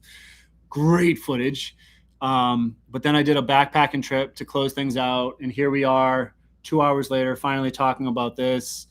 Yeah, so I backpacked Denali. Originally, it was supposed to be a longer trip, and I had to make a bit of a change because when I was out there, the weather turned and the weather got intense. And I do so much stuff alone. I do so much stuff alone, and there's such a risk to doing certain things alone. There isn't the same danger that a lot of people think. There really isn't, in terms of like bears and stuff like that. But being alone sometimes can be dangerous depending on the situation. And this situation is where it really, really came to light, the danger of being alone. Why? Because of the weather. So, and like I'll get to that, but Denali has no trails. Denali has no trails. It's all off trail. So whoever has seen my old Denali video, like you got to bushwhack, you know, through thick debris that's above your head, and so often you can't see where you're going, and it's filled with grizzly bears, interior grizzlies, which are very aggressive. 300 feet, I mean 300 yards is the requirement, not 50 yards anymore to an habituated brown bear. 300 yards is the required distance you keep from a interior grizzly. And man, they have tons of wolves up there and caribou herds and the biggest subspecies of moose on the planet. The animals are bigger and they're more aggressive, and the landscape is wild. Like it's Alaska. And I did this backpacking trip, and right away on the backpacking trip, I spooked a male grizzly right away. Like I so was done with bears. I was so done with bears. And right away, I spooked a male grizzly, and he ran up a slope away from me and kept turning around and looking at me, and then going further and then turning around and looking at me. He's like, should I though? Should I keep running? And I was like, yes. He's like, all right, and I'll keep running. And he keep running. And he turned around. He was like, psych, I'm not going to keep running. I was going to look at you, you know, and it's sketchy. So right off the bat, I had a grizzly encounter, and I'm bushwhacking through, like, it's above my head. And I dropped down into the Teklanika River Valley, and I ended up spending the next 4 days there. And the weather ended up getting really, really, really intense as I hiked up the Teklanika. And I tried to get up to like the headwaters of the Teklanika, where there's 3 glaciers that come down into the river, and the weather just turned. And we ended up getting like 60, 65 mile an hour wind gusts. And with the wind, it brought in really cold weather. So the temperatures really dropped down. The ranger later told me 33 degrees, whipping wind and freezing rain. I thought I was going to lose my tent when I was in my tent. Not to mention, this was we now have a new winner, scariest night of my life. And it's not Vancouver Island, Clayoquot Sound and the haunted cabin and all that stuff. The new scariest night of my life was night 2, backpacking. Now, I don't know if I really talk about it on camera because I wasn't, sometimes when I go into the Bigfoot stuff, I go into this being like, oh, this is gonna be spooky, so let's talk about how spooky it is. That was not my plan with this. My plan was to just, be cool, be badass. We're not going to talk about how much we're struggling physically or mentally. And I have never seen so much grizzly sign in my life. So my hike from day 1 to day 2 campsite, um, on my way to that second camp area where I camped, I saw 5 grizzly bears. I saw 5 grizzlies on the way to that site. And the whole time I'm crossing one glacial river after another glacial river. And crossing glacier runoff is super sketchy because it's all covered in silt and you can't see the bottom. You can't see an inch into the water itself. So you literally have to like throw a rock into the water and like determine how deep it is and how swift it is. And you don't know often how swift something is until you're in it, making the last second decision to back out or to keep going. And tons of people go down. Tons of people are constantly going down in these glacial runoffs because the river crossings themselves are so sketchy. And I'm doing this, and keep in mind, it's pouring, whipping, freezing rain, 60-mile-an-hour winds. I've seen 5 grizzlies this day, and if I had gone down, and that's exactly right, hypothermia is the real killer. It's not grizzlies, it's not anything else fancy. It's hypothermia. So I didn't have this mentality in the moment because my mentality in the moment was like, no, you're not going to panic. No matter what happens, you stay calm and you figure it out and you stay calculated. But afterwards, I said to myself, and others said to me, yeah, if I had gone down, I would have died. If I had gone down in one of those rivers, I would have died. And that is why I was so fearful of death. That is why I'm acting that way in that photo. That's why I started fearing fate coming for me in the final couple days after 2 months doing the craziest stuff. Like I was like, I'm not letting something happen to me in the last couple of nights here. I'm not letting something happen to me in the last couple of nights.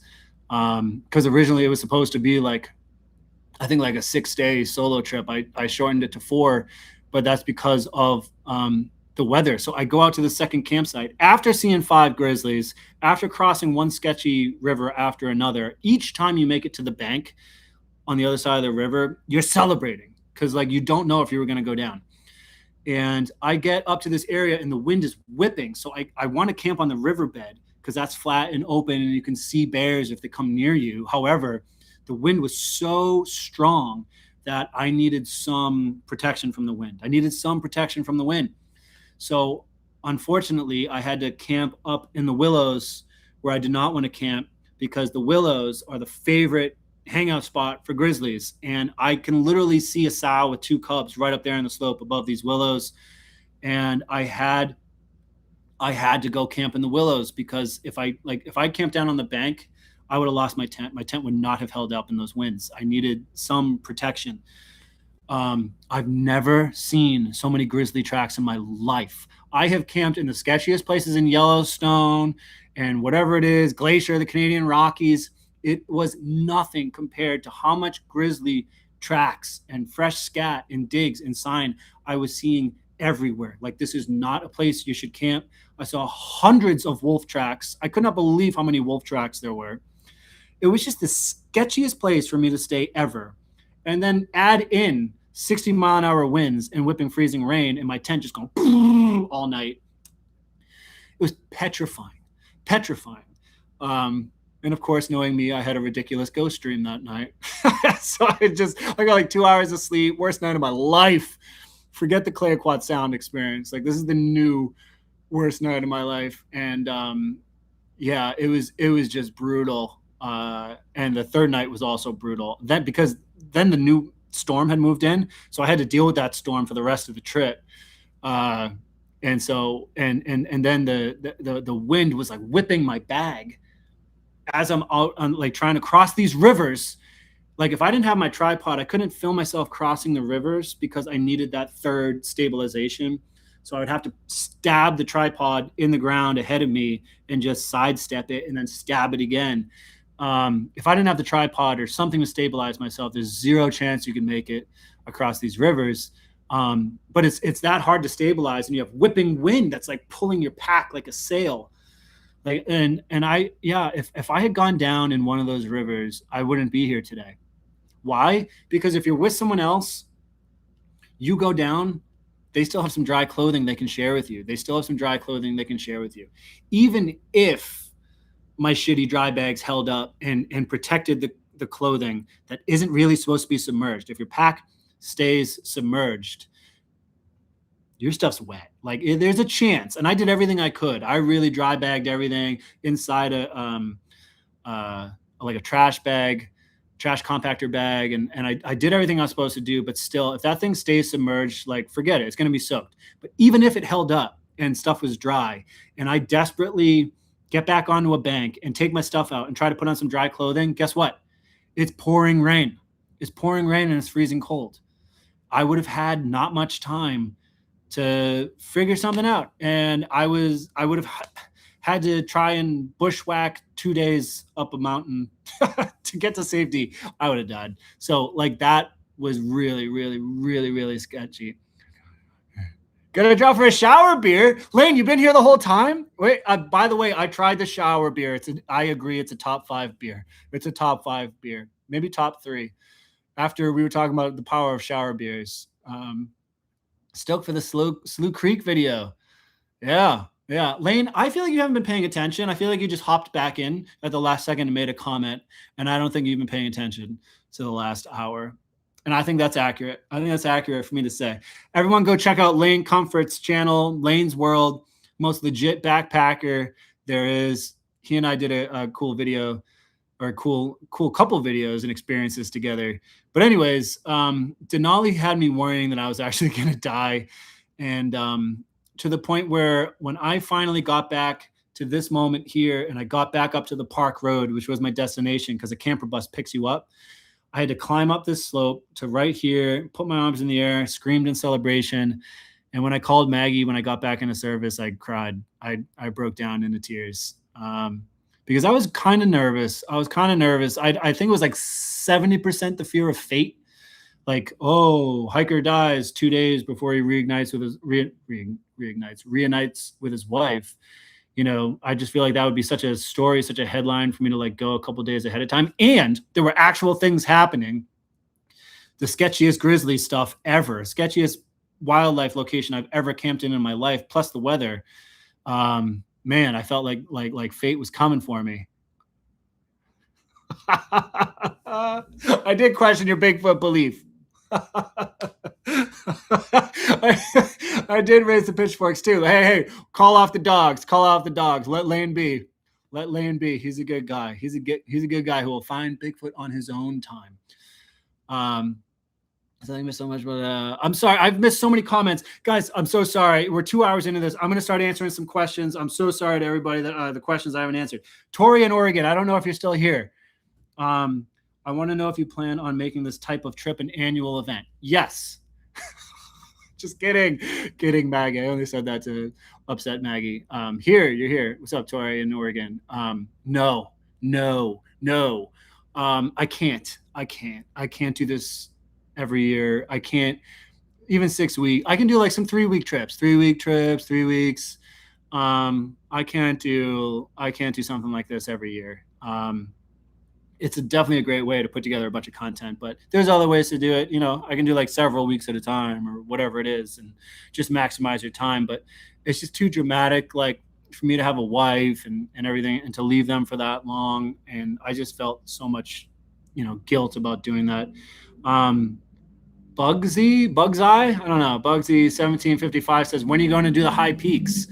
That's a good question. I want to do the high peaks in the Adirondacks. I really do want to backpack the high peaks. I think the only thing working against it for me is that they don't allow campfires.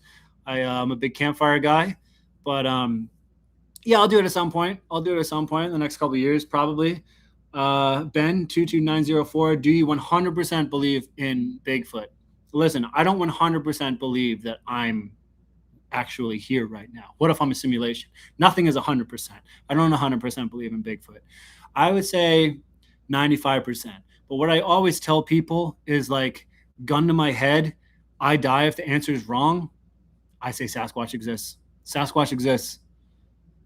So, I mean, isn't that good enough? right? Like I've just talked to too many people. I've had my own experiences. There's enough worldwide data of every single sort to indicate that there is absolutely something there. It's an incredibly important, by the way, to all the hikers who don't care. I love you. I'm a hiker too, but also Sasquatch is important.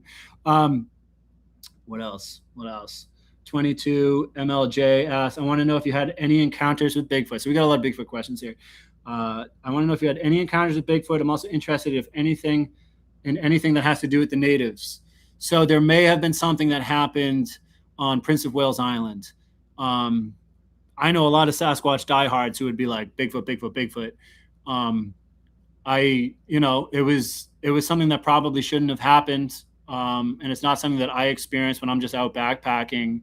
There's certain things that kind of occur when you're in these really squatchy places. Sometimes, not often, but sometimes. And this was one of them. So maybe. And then yeah, I got to meet, even in Ketchikan, I got to talk to another native who just pulled up on his car and he's like, "What are you doing out here?" And I told him the truth. I was like, "I'm looking for Bigfoot. I'm filming a Bigfoot documentary." No, didn't hold back on that. And then he ended up talking to me for like 20 minutes straight with some of the wildest stories ever about Sasquatch and the Kushtaka, which is like the Southeast Alaska kind of legend that isn't Sasquatch. He made that crystal clear. He was like, outsider white people love to say that the Kushtaka is the same as the Sasquatch. It is not. It is something different. So I'm going to honor that. I'm not going to come with my own agenda and push my own beliefs on a place or an area that I know very little about. I'm going to choose to listen to the people who have been there for about 10,000 years, as well as meeting up with the Tlingit on Prince of Wales Island. Justino126, have you thought about what your first reaction would be if you came face to face with a big hairy guy? I think that very much depends on the situation, right? Like if it's in the middle of the night, I'm gonna probably poop myself and disintegrate as I cry. But if it's like during the day and I kind of see something move between the trees, like I'm probably gonna be really, really excited. I think it's really situational. It totally depends on I think it totally depends. Hopefully I film it, right? The native experience and insight is more valuable than anything. Zunaqua, exactly.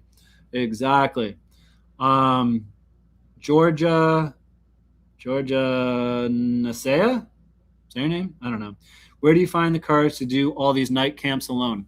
Camping alone is incredible. Ask Lane if he's still here, if he's not upset that I raised the pitchforks on him. Camping alone is awesome. It's the best thing in the world. Maybe not for 7 weeks. That can get a little psychotic, but going out there a few nights alone or even a week and just truly immersing yourself in nature and not having somebody talking to you with that, so because you don't have that, you just have you like totally in tune with nature and the subtleties of the forest that you're in. So there's something truly, truly magical about that. So it comes from just loving being out in nature alone. I guess maybe, yeah, going to places where people are like, don't go there. That's where everyone goes missing. There's a witch. Like that's a different story. I don't know. It's crazy. I don't have a good answer. I don't know. I'm addicted to adventure and excitement, and hopefully I live. That's my attitude. Right. The solitude of camping alone is priceless. Absolutely agree. Andrea Johnson 12697 said, "Did you have any unexplainable events?" I had explainable events that were petrifying.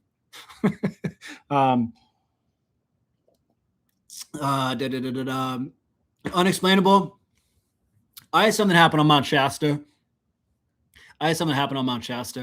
That a lot of people are going to call for my public hanging in the town square because I didn't film it.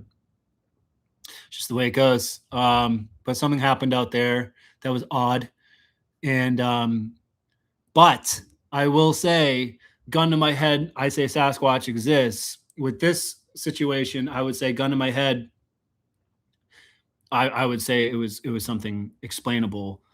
But because of where I was on Mount Shasta, I don't know. What else? Johnny LV, I think it's LVY20. Did this adventure change you from a 50-50 believer into a 100% knower of Sasquatch? Yeah, same answer. I mean, I don't know if I was ever 50-50. I grew up like an enthusiast who would be really excited and ready to argue with my friends, until the death that they exist. But then at the end of the day, I'd go home and be like, I was arguing that, but also at the same time, like, I can understand why anyone would think this is ridiculous. And even when I heard that unexplainable knock in Vancouver Island with Eric, I was still like, but Sasquatch is real? Like, really? So there's still a part of me that's like, holy shit, really? But then there's another part of me that's like, of course it's real. Listen to the worldwide data. Listen to all these incredibly credible reports from people all over the world. Mayors, police officers, Native Americans all separated from each other. People who don't want this thing to be happening to them that are telling you that it's happening. And the footprints with dermal ridges that anatomy experts would tell you is impossible to fake in super remote areas, with the world's most respected naturalists telling you that this stuff might be real. Jane Goodall, David Attenborough. Joe Schmo at home is saying, oh, it's ridiculous. Like, suddenly it becomes so much easier to just say that they're real than to keep finding an explanation for something that's not really explainable. The explanation could just be that Sasquatch is real and that they always have been. But again, I'm not 100% on anything, because this all just may be a simulation and we may be living in the year 3000. Marianne said, I'm guessing you love going home, but how does it feel when you walk out of the forest and doing what you love and returning to New York City? That's a good question. How does it feel going home? Usually it's sad. Usually it's sad after a week, 10 days, 2 weeks. After this, man, I'm sad to say it, but I hit a wall. I was tired of everything I do being completely dictated by grizzly bears. Like, oh, I can't camp here. I finally, after 3 hours, found somewhere to camp, but I can't camp here because there's grizzlies here.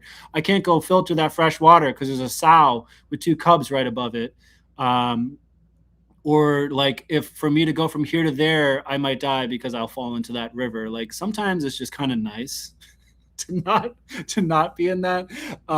Hey, 1 week, if Denali was my first trip, I would have, man, I go for 7 days, 8 days. But because it was at the very tail end, I crawled to the finish line. So I was pretty happy when this was over.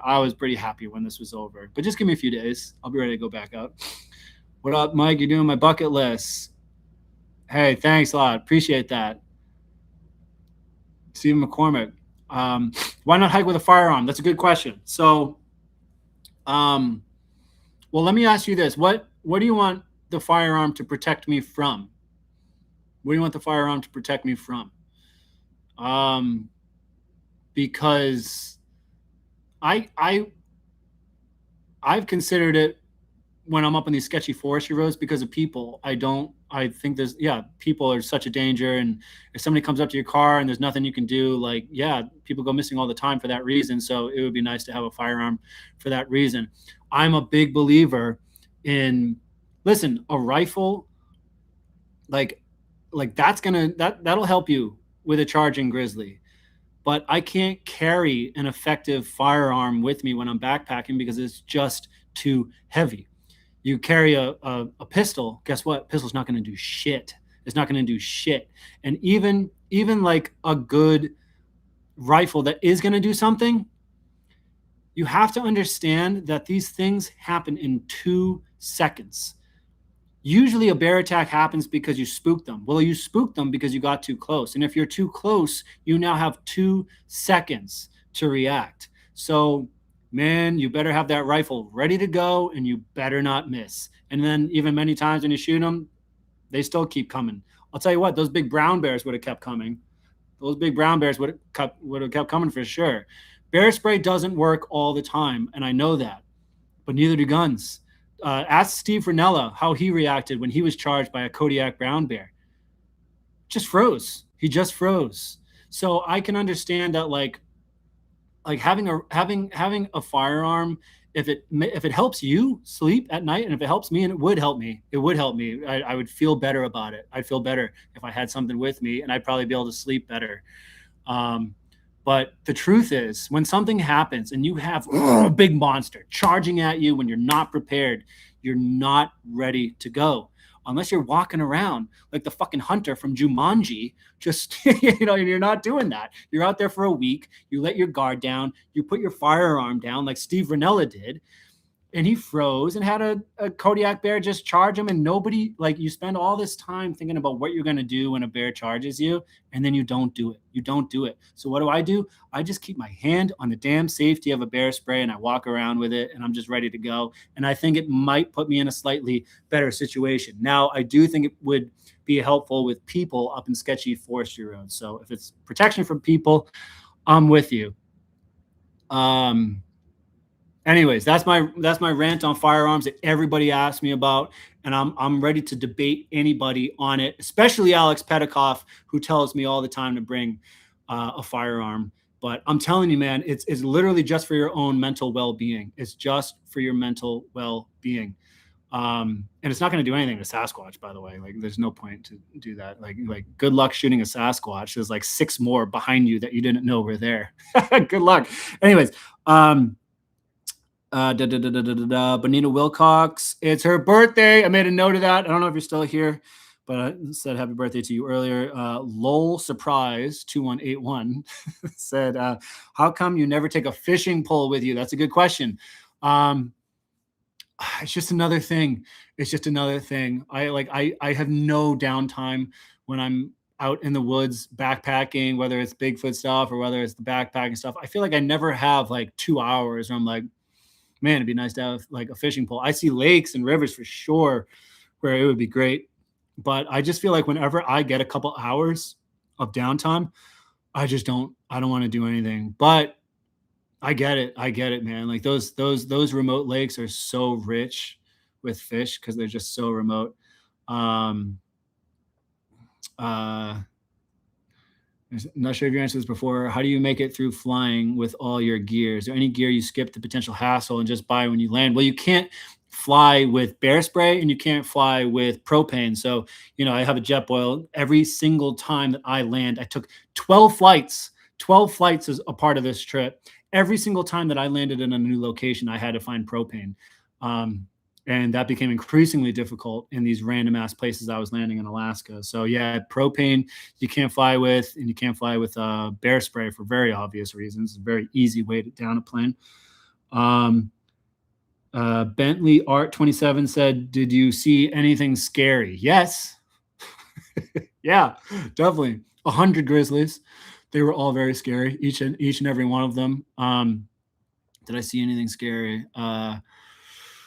And then, you just feel scary things when you're doing all the Sasquatch stuff. I saw something odd on Mount Shasta. I heard something odd, probably both in Nordegg and Prince of Wales Island, when I was doing Bigfoot stuff. And then, just constant grizzlies. What were your average miles per day in Denali? Nothing, dude, nothing. Because you're I wish I could show that photo. I posted a photo of me just like I put the camera way up so you could like see what I was hiking through, and it's just like the bush is right here.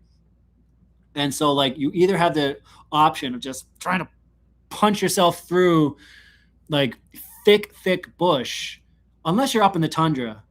The tundra's kind of okay, but anything below the tundra is just thick willows and alders and just like straight up trees. And you can't see anything, and you're pushing through that, and the ground itself is swamp or just a river that you'll fall into, or you're down in a riverbed having to constantly go back and forth and find a suitable place to cross the river. So you're really not doing miles. I have no idea how many miles I did, but it's really not much. Safest thing to do is bring a friend that runs slower than you. Exactly. As long as you don't, maybe not a friend. How about an enemy? Villeneuve-Coy. I don't know if that's the name of what was the most mental challenging aspect of this trip? So I read this question to Maggie and I said it was leaving her. It was leaving her. at the beginning. And I stand by that. And she was like, no, I heard your voice when you called me when you finished this trip. She was like, that was your most mentally challenging part. And it might have been. It was tough to leave my wife and hope that everything goes okay over the next 7.5 weeks or whatever it was. But um, I told this to other backpackers on the bus, the camper bus that picked me up at the end of Denali, and it picks up other backpackers, and everybody canceled their trips. Everybody was shortening their trips because this weather moved in. I was thinking like, man, I'm just being a big wuss. Like, this is just how it is out in Denali. And then even the ranger told me, he was like, dude, I absolutely would have canceled my trip if I were you. So I guess it was like some intense weather that moved in. So I got on the camper bus, and everybody, had shortened their trip to like one night because their tent broke down in the middle of the night. And, they were all like, oh, we didn't see any bears. We didn't see any bears. Do you see any bears? And I was like, yeah, I saw 6. And I remember telling them, and they were like, what the hell?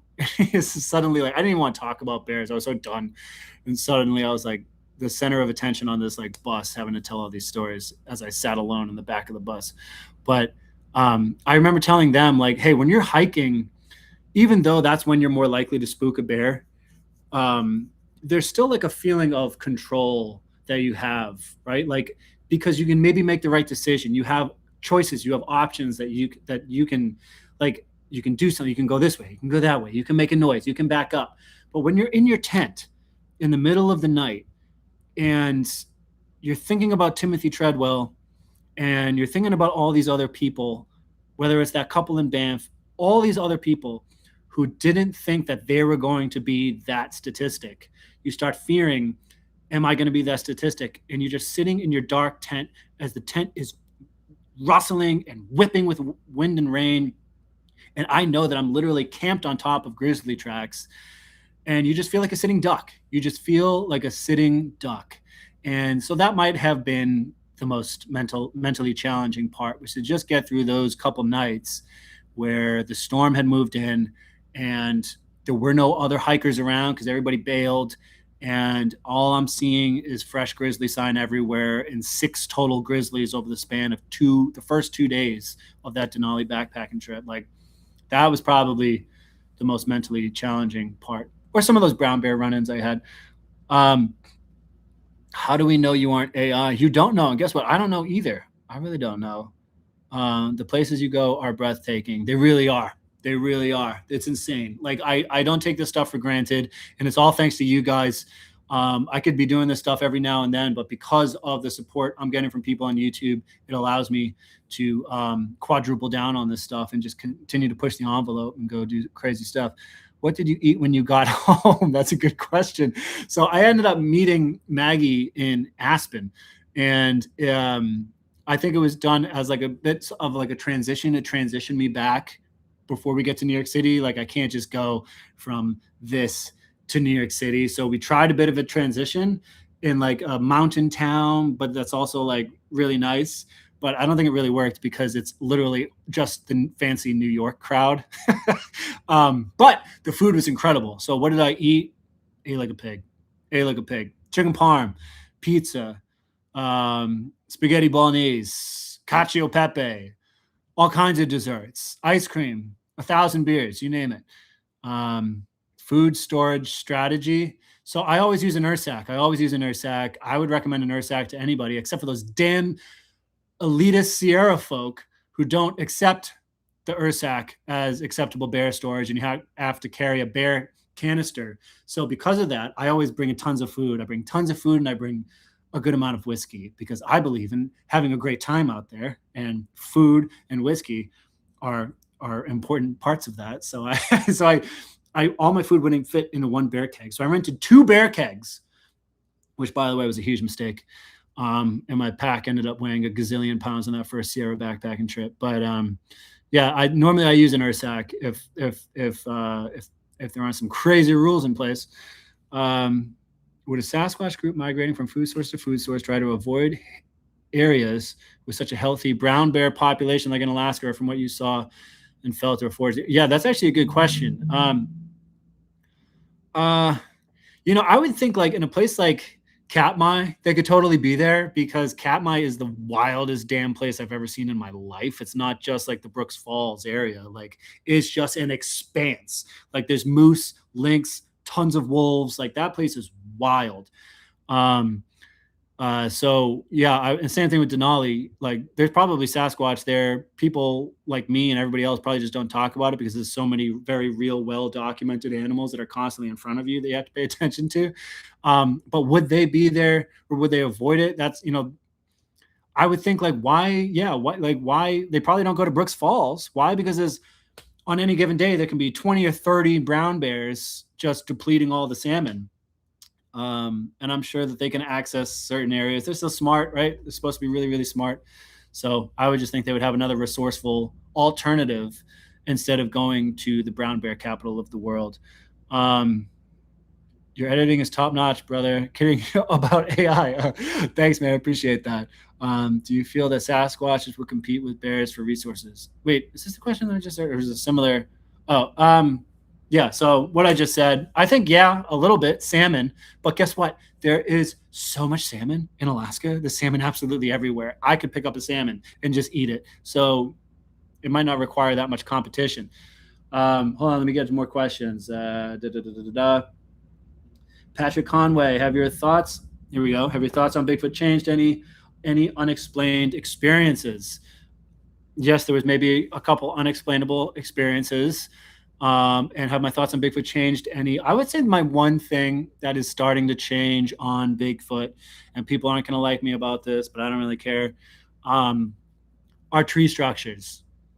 Are tree structures. I'm just not so sure. Like so going all over the place. I see down lodgepole pines everywhere and they fall in the craziest ways. They really do. They really do. They fall in the craziest ways. And like a lot of the stuff that I might see like in Alberta, north in Nordegg, if you just see one of those, you would say, oh my God. But then, backpacking around, you just see them all over the place. Not to mention on Katmai, where all the biggest, strongest animals in the world are, there were massive, straight up, thick trees snapped all over the place. All over the place. So I know black bears will like break an alder, but like I guess a stronger bear will just break these stronger trees. I saw on this trip a black bear just walk over a tree as the tree bent over it as it tries to get its private part scent all over it and keeps going, gets its scent all over the tree, and then it can snap. I just saw so many big trees snapped, exactly what I used to always look for, 6 feet up, 7 feet up in Katmai, that were snapped right where all the brown bears were. So what I do know is that wild animals do it.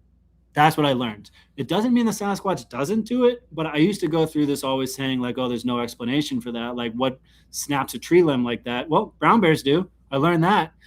I don't know why, but they do. They're strong enough. Grizzlies obviously can do it. I've always known that elk, shed antlers, moose shed antlers, and they really mess up a tree, but that'll leave more of a mess. But there's some elements to not only the snaps in trees, but also just structures in general. Man, those lodgepole, they fall in really weird ways and they get really twisted and they do weird things. They really look like a structure. Maybe the only thing that's changed is like I'm sort of around tree structures and tree breaks. I'm curious to know what your thoughts are on Bigfoot after going on all these journeys. How has your opinion changed on the subject, if any? And what kinds of things have you experienced that lead you to your opinion now? I guess it's kind of the same answer, right? Like, I mean, growing up when I was a kid, I used to always be interested in Sasquatch. Like, I would go out in the woods, just go look for Bigfoot and go make calls and blah, blah, blah, and watch documentaries like everybody else and get really excited. I think I always was like, oh, it's an ape. It's like an ape. It's like the missing link between the smartest ape and humans. And I used to just kind of think it was that. I'm really under the belief that it's not like, I think they're primate, just like we're primate, but I think they're a lot more human than we think. They're a lot more intelligent, like infinitely more intelligent than I ever would have thought they would be. Um, and how is it and again, yeah, like some of the stuff with the tree structures and tree breaks, like I just like once you like get into the Bigfoot thing, suddenly people will just suddenly start assigning everything to Bigfoot, and it's just not like not everything's Bigfoot. Not everything's Bigfoot. It's going to be a rare species. It's like going into the woods and saying everything was done by a lynx, right? Like it's just lynx exist. That doesn't mean that everything, every weird little thing you see, every track you see, every little path you see in the woods was done by a lynx. Like if they're like the evidence they're leaving behind would be so rare and few and far between. So I would just say tree structures, tree breaks. Maybe they're still breaking trees, but animals do it too. Animals do it too. Um, can you answer my question, please, Mike? Tropical trout. Ask me your question again because I didn't see it. Does your lady like to hike? Yeah, she does. She really, really does, actually. Just jumped on. Hope you had an awesome trip. Trash Squatch, what up? And then my friend Carrie Clausen Kilmary asked me, what was it about Prince of Wales Island that drew me there? So what originally drew me there was the attention of the upside down trees. Everybody talks about the upside down trees on Prince of Wales Island. And it's such a, oh, ho, ho, ho, ho, ho, $15. $15 just came in. Dude, thank you so much. Thank you so much. Mate, grizzlies, hypothermia, get lost, fall off a cliff, drown in intense primal hair, stands out fear that I feel in my shed with lights, dogs, girlfriend and neighbors. I don't know how you do it, dude. Yeah, I did kind of experience everything you just described, actually. But thank you so much for the $15. Thank you, man. I really, really appreciate that. Super, super generous. I really appreciate it. It's not all doom and gloom. I do want to reiterate 90% of what I'm experiencing is absolutely beautiful. Like I was in tears often because of how just life-changing certain moments were. Sitting underneath the Milky Way galaxy at night and feeling a cool breeze going through the air, or being at 12,000 feet in the Sierras, or watching a sunset on coastal California, driving the Icefield Parkway beneath the Canadian Rockies, or just the sheer constant endless beauty of Alaska. 90% of that experience was beautiful, but there are intense moments that I do like to talk about. Do you think Sasquatch is natural, supernatural, or a little bit of both? I think it's a little bit of both. I think it's very much like a flesh and blood. This is just a theory. I think it's very much like a flesh and blood biological species that walks around. And is it so in touch with the natural world that maybe it just understands how to access certain abilities that to us seems like science fiction, and when in reality one day it'll be a science that we can actually quantify, but we just don't understand it right now. You know, people talk about mind speak, or feeling like they've been like frozen in place, or whatever it is, or like are they accessing certain elements of the natural world to do certain things that we just don't get? So I kind of feel like it's sort of in between. Long-term research trip to Vancouver Island with Les Stroud, Alex, and the Olympic Project. Sign me up, dude. Sign me up. Hell yeah. Hell yeah. Dude, any trip to Vancouver Island, especially with Les Stroud, Alex, and the Olympic Project. I'm actually trying to arrange a big trip. I might be like kind of just done on the solo. So I've been doing so much of the alone stuff that it's like, at this point, I'd rather go out with like a local expert and like one other guy who's bringing great like research equipment so you can actually get results. Mike, you inspired myself and three of my buddies, all 29, 30ish, to get out and backpack. Had a 4-day trip in the Otter Creek Wilderness in West Virginia, looking at Adirondacks, Yellowstone, next 2 trips. Cheers, brother. Dude, that's awesome. That's awesome. Great to hear. Great to hear. Be safe, but go for it, man. Go for it. Go for it. You're welcome, mate. Your films are incredible.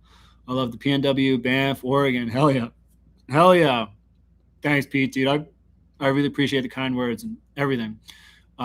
Tree structures, yeah, no, yeah. I'm not out on Sasquatch having something to do with maybe some tree structures or some tree breaks, but I'm starting to think that 99.9% of them are are are mostly natural wind or just animals big animal. Like seeing all those tree breaks in Katmai for me like was kind of powerful for me to see. um I'll be backpacking the North Cascades next week. First time backpacking and doing a solo. Go get it. Potter Palace, go get it. We're in the North Cascades. Doing it solo, huh? Advice.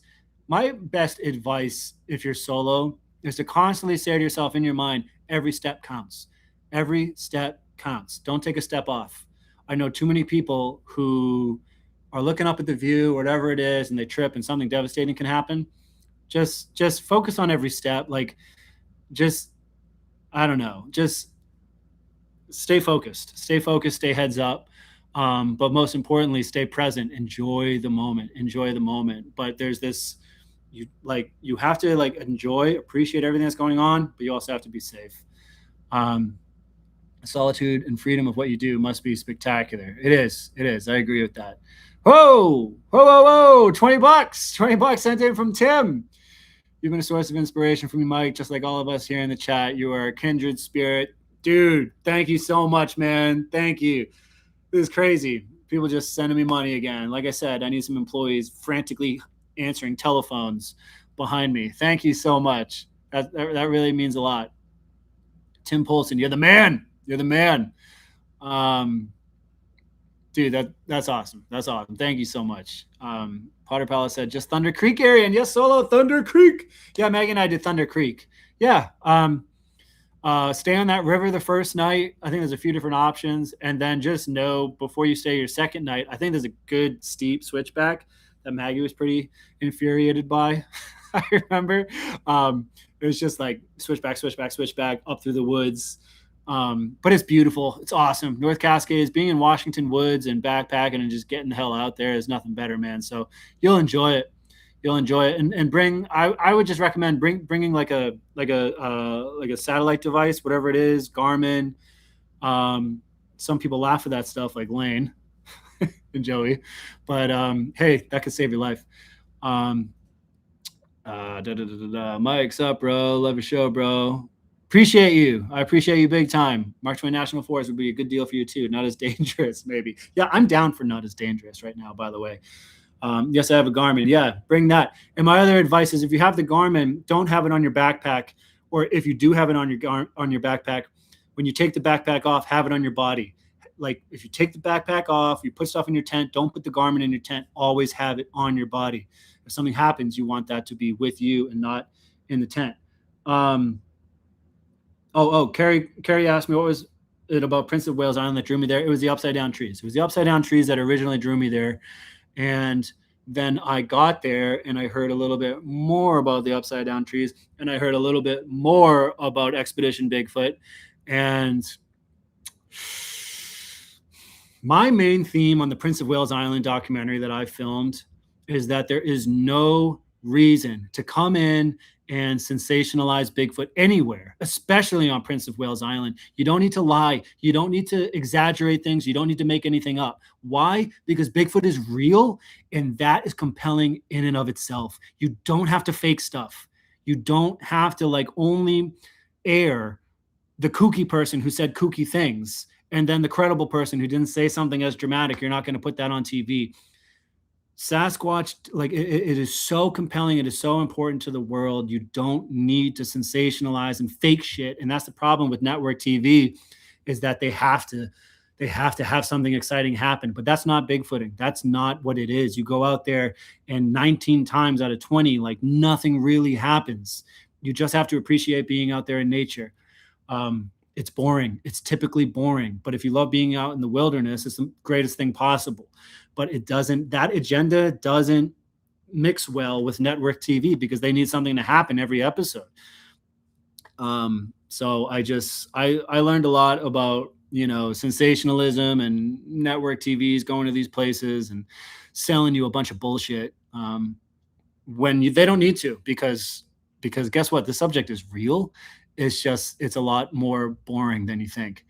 Um, love to see you stay a couple of nights camping at the Brown property. Sarah Brown was on the last episode of Sasquatch Chronicles. I know I was talking to them about that. I mean, that was one of my plans, and I think it probably still will be. Out of all the places I think I've ever been, I always tell people like, hey, if you want like the most guaranteed Sasquatch encounter, go stay on the backyard of the Brown property mid-October for a week alone, and there is no way that you won't have like a Sasquatch experience. A lot of bunk on TV, yeah, for sure. Same principle stands for the paranormal, right? So like my theory behind making my Bigfoot films was it came from what I loved watching ghost shows growing up, where I loved the ghost shows the most, the ones where there'd be 5 episodes where nothing happened. Because when something happened in the 6th episode, you could say, like usually nothing happens. Like they'll literally end an episode with nothing happening, and then something happens. So it makes that moment so much more powerful and believable. Versus the other ghost shows where like the lead actor would be pretending to be possessed the whole episode. Like, people aren't stupid. Some people are, but for the most part, people aren't stupid, and they just want the truth. And the truth is exciting and magical enough, and that's that Sasquatch exists.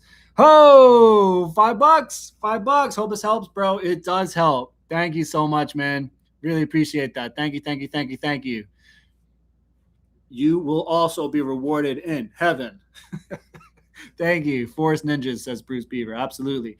Wow. Thank you so much to everybody who's been on the chat and sending me money, but also just everybody who's been here commenting, and then all the people who are just quietly watching. Who knows? It could be anyone. Guys, I think I have to end it. I've been doing this for 2.5 hours. Holy shit. Whoa, coffee fun from Bruce Beaver. Psych, we're not ending it. We're just getting started. Wow, thank you so much. Thank you, thank you, thank you. Holy crap. This happened last time when I tried to get off. People just started sending me money, and then the chat just kept going. But thank you so much, Bruce Beaver, 6929. $10. Coffee fund. Hey, that's an expensive coffee. Thank you. Thank you to everybody who's helping me out in any way. Mostly it's just general support. There's so much like crazy negativity on social media. So, just getting any positive feedback and support in any way is the most important thing. And money never hurts, right? So that's it's been great. Thank you so much, guys. All right. I think I got, all right, I'm not calling it. I don't think I can call it if this is happening. Another $10. Another $10 from Y Guy. Holy moly. Thank you so much. Congrats on an epic journey, and can't wait to see the vids. Thank you, thank you, thank you. I can't end it now. I mean, Maggie would shoot me if I ended it while the money's pouring in. I'm kidding. I just came on here to talk. But thank you so much, Y Guy. Man, that means a lot. I'm telling you, we got to turn this into like a telethon situation. Kodiak Girl said, thank you. Thank you. But seriously, guys, thank you so much for everything. I do think I have to call it. I'm not greedy. I'll just call it. Thank you so much for being here on the chat. This was awesome. I talked about way too much, not enough detail about anything because I tried to cover as much as humanly possible. But yeah, so this story will come out pretty much in a linear fashion starting probably in like January, just because I have 10 other videos to get to next. 6 Weeks Out West, the film, is coming out first. Oh my God, I didn't plug my Patreon. Not that I'm looking for more money, but guess what? I'm always looking for more money. I'm kidding. Not kidding. I have a Patreon now. I have a Patreon to help support the channel, to help support these adventures in these videos. I think the link is in the description. I hope the link is in the description. If not, it's Mike Wanders on Patreon. I provide a lot of behind the scenes content on there. I'm also going to be uploading all my videos from YouTube. There's a few of them on there now. I'll be uploading all of them eventually, all ad free. So if you're one of those people who hates the ads, I think for like $5 a month, you could join my Patreon and you can see ad free videos and also just random behind the scenes descriptions and all that crap. Mike, you're such a good man. I love your man. I love your videos. Keep up the great videos and be safe. I guess I'm worried when you're out there wandering at night. Me too. I get worried as well. Thank you so much for that comment. All right, guys. I'll see you next time, and I'll be doing a lot more live streams coming up. Thank you so much for being here. Good night. I love you guys. Thank you so much for the support.